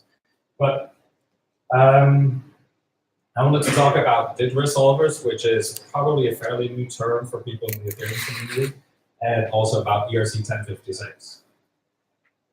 Before that, well, John really covered most of this anyway, so I'll skip over what UPort is. But I have a little diagram here showing what a UPort identity is. I apologize, this is what happens when a nerd gets his first iPad Pro with a pencil. So this is, I really apologize. I didn't have a better diagram right now. So the UPort identity consists of, as Johnny says, a real identity or multiple identities off-chain in mean space in the real world. So a UPort identity is a representation of this. And it consists of an identifier, which is a DID. This is what we were talking about before with a DID. A DID is basically a decentralized identifier, and I'll get into more about what that means in a little bit. It's obviously some keys. There's a way of, within UPort, of signing transactions and receiving transactions. Then there's all of this off-chain, there's this whole off-chain world of signed messages that you can sign yourself, you can receive. And so this is kind of what an identity looks like. So it's basically keys, identifier, some kind of verifiable data. And really, this is even also a little bit of a lie, because in the real world, user may have many of these, right? So just a simplification here. So the decentralized identifier spec, or DIDS, is a standard that's come out of W3C, still in a community group, and we have a working group, and someone who comes from the Ethereum space, it's really dry and long and boring to be a part of all of these kinds of things. But it is a very interesting standard that was created to create a common identifier that we can use to create interchangeable messages between identity systems built on top of many different kinds of blockchains. So this is an example of a uncentered DID. Up here, it should have been centered, but that's what we get. I'm a programmer. So here we see a DID. It's kind of like a URL. So it's a DID colon that says this is basically a URL-like thing that has a DID, that is a DID. After that, it says ether, and that is what's known as the DID method. And that specifies what kind of implementation of the DID spec is this. So in this particular case, it says, this is Ether, and if you want to do anything with this, you need to know how Ether did work. So it's not really very opinionated about what goes underneath. So there is a ETC R1. We also have our older identity model. We have a DIP new port for that. There's an IP ID one, sovereign. There's a bunch of different ones. They all follow the same format. And what can you actually do with that? Is you can basically use it to look up a public key. So this is a standard way of looking up a public key, maybe other kind of information in the future. So our old architecture looks very similar to a lot of the things that you've seen mentioned today with ERC 725, etc. So we have proxy contracts. We have a registry contract where people can go in and make public and private statements. No, not private, public statements about public claims about a user. And we'd store information on IPFS. We very quickly went from everything on-chain, like ERC 725, which is basically what we presented at DEF CON 2, I think, in Shanghai. Our architecture back then was basically ERC 725. But we've learned a lot since then. So first of all, we've learned that credentials should not live on-chain because it's really, I'll get in. Well, GDPR should just be the one word that should say it, but it's bad UX. Users don't know what they're doing, as Johnny was talked about. So we've moved away from this. Oh, another thing is that the proxy contracts, having to have a transaction to create an identity, create a claim, accept a claim, just that alone is bad UX. It's expensive, it's slow. We actually have to solve meta transactions, account funding to be able to do an identity. Which is what I just said there. So ERC 1056 is basically, it's a very simple standard that we built to be able to resolve this using Ethereum. And we are trying to make this a Ethereum standard, not a Uport protocol, but an Ethereum standard that works together with the W3C as well. So as a kind of bridge between Ethereum and the rest of the world as well. So within an Ethernet, it's just basically an identity, it's just an Ethereum address plus data. So our DIT is just an Ethereum address. It could be a key pair, and the great thing about key pairs is that they're free. No transactions are needed, no account funding service needed, no meta transactions, no proxy contracts, none of that's needed. But you could use them if you wanted to. So ERC 1056, if you look at the standard or at the spec, it's not a proxy contract. There's no multi-sig, no meta transactions, no account funding for the specific purpose, because all it is there for is looking at who can sign on behalf of a user. All of these other things, there's a lot of smart teams working on all of these things, and we don't think that these have to be solved or should be solved as part of an identity standard. But it is an identity layer, and it's a foundation for standards-based communication between different identities. And there's a registry for managing key ownership and delegation. So when I say no transactions are needed, if you just create a key pair, you have it there. But in the future, if you want to rotate keys, or if you want to set up a multi-sig or like a Gnosis safe or something like that, you can do so after the fact. And yes, of course, that will take a transaction to do that. You can also delegate signing to someone else. So let's say you wanted to delegate signing capability to some kind of third party. You could do that, and that's very useful. For example, if you have a actual smart contract identity that you want to delegate to a server instance or temporary wallet or something like that. So why do we even have an identity? So it's about sharing. I think Johnny went into this in way more detail than I can do here. This is sharing stuff about yourself in a very transparent way where you have control over things. This is sometimes where I see there's a little bit of someone I live half the time in the Ethereum space, half the time in the identity space. So the Ethereum space seems like identity is very much about getting an Ethereum address and then pushing some kind of public claims about that. But for that, I mean, really, if all you need is an Ethereum address, we have Web3, we have Ethereum. Ethereum is its own really identity layer internally. We don't necessarily need to build any other abstractions that we already have. Another apologies again. So I just wanted to show people the basics of our current implementation of a off-chain message. We use the JAWS standard of JWT, which is a IETF standard.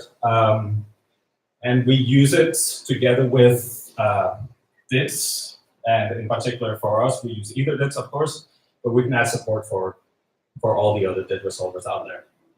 So a JWT consists of basically a little chunk of JSON. And there is an issuer, and in many cases, a subject. And each of these are basically DITs. And some kind of payload, which could be a claims, credentials, those kinds of things. So essentially, the keys go in and sign this, attach a signature. On the verification side, we use the DIT resolver, we check what's in the issuer, and we look up on Ethereum to find out what's the public key for this.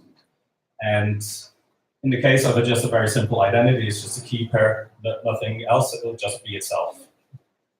And that's it, it's fairly simple. JWTs are very easy to move around.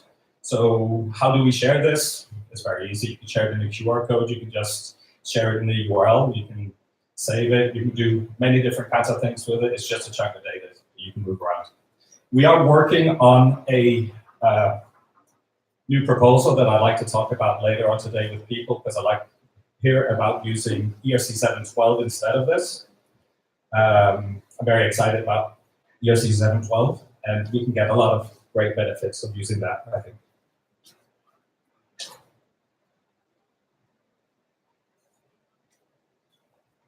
So, DIT resolving, just to give a very badly drawn overview of how it works. There's a DIT resolver library, and you throw a DIT at it.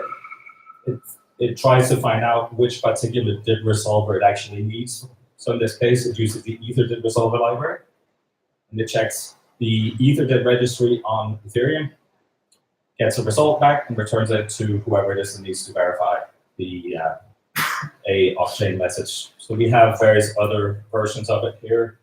So our old version had a Uport registry, which is just basically a registry where you can go in and post a public profile about your identity. We have a new one called Newport, which is experimental. It's kind of a cross between these two. And as I said, there's a Bitcoin one. Someone's also done an ERC 725 DIT resolve. So there's a lot of space for creativity and coming up with new ways of doing this.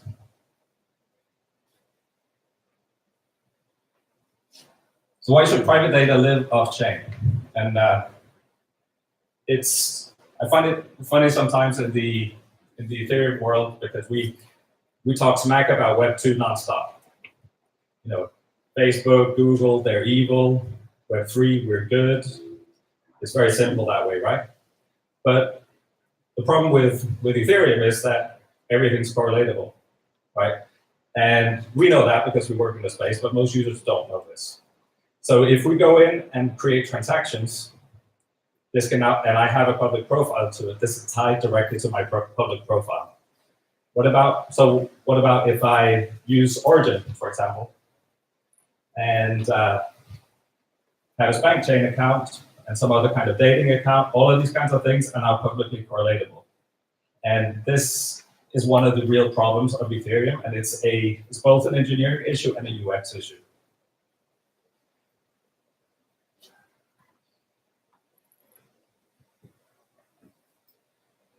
Johnny mentioned GDPR before. GDPR is a huge issue. So sorry to interrupt, just for time concern, Okay. I think GDPR is going to be a huge concern, so Okay. we can get that into the working groups. If there is That's any closing thoughts, and then we can start to wrap it. All right. Yeah, I'm very concerned about ERC 725 because it's doing all the mistakes that we did and hand waved away 2 years ago. We spent 2 years trying to stop hand waving and actually do things and bring things into production. And I'd like to talk with people who are using ERC 725, Fabian and everyone else about how we can actually build a real good, safe identity ecosystem for Ethereum. Thank you very much.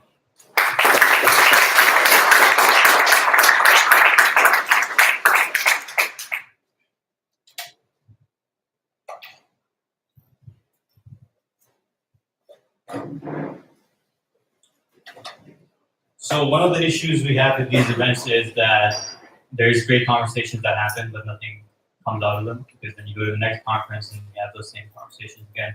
So what we're trying to do is kind of facilitate some sort of community effort where people have an idea of who's working on what and how they can get in touch with them and how they can collaborate together. So we've started an open community that's doing a lot of UX research on common design patterns and how we can help move usability forward. So I'd advise everyone after today's event to kind of sign up for the community and have those conversations there. For the working groups, I think it's very important to kind of highlight what products you're working on, what problems you're running into, and everyone's hungry, so we're going to go for lunch first, but afterwards, if anyone wants to come in this room and kind of talk about what they're working on, what issues they have, it'd be a good exercise to kind of familiarize everyone in this group of what kind of issues everyone has and how they can collaborate and move forward. So lunch has been provided. I'll let you guys kind of connect, and we'll reconvene in about 30 minutes and kick off the working groups from there. Thank you.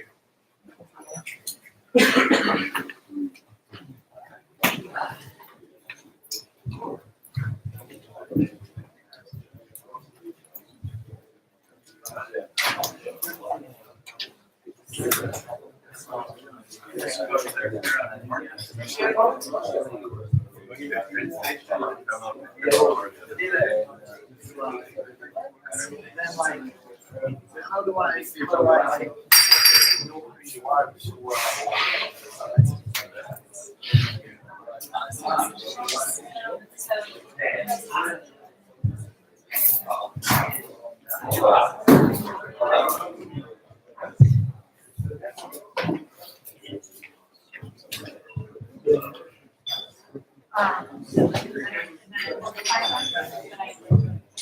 but it wasn't on purpose. Hey, you guys.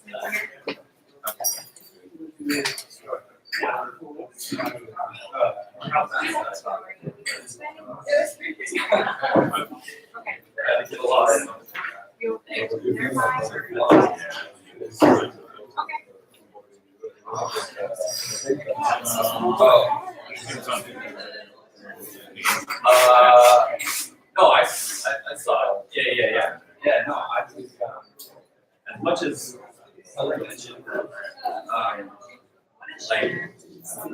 we would love to see better transactions to the which is great, and I agree. The rationale behind identity, we don't need to do better. But I'm also I do think that solve.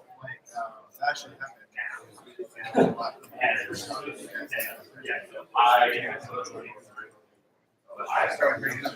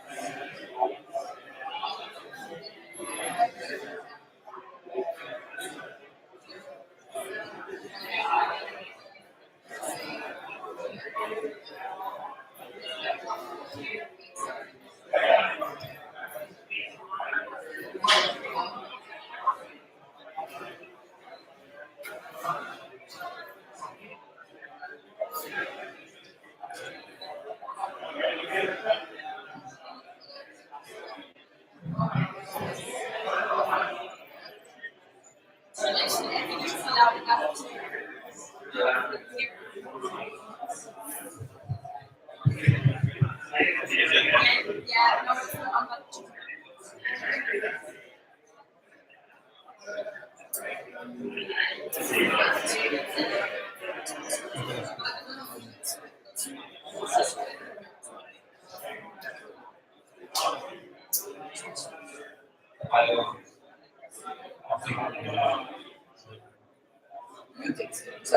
Yes. Okay, so I don't know like how to structure now. So do you want to? Are you talking about the talk or this like so that Yes. This we should close this, yeah. I think, yeah.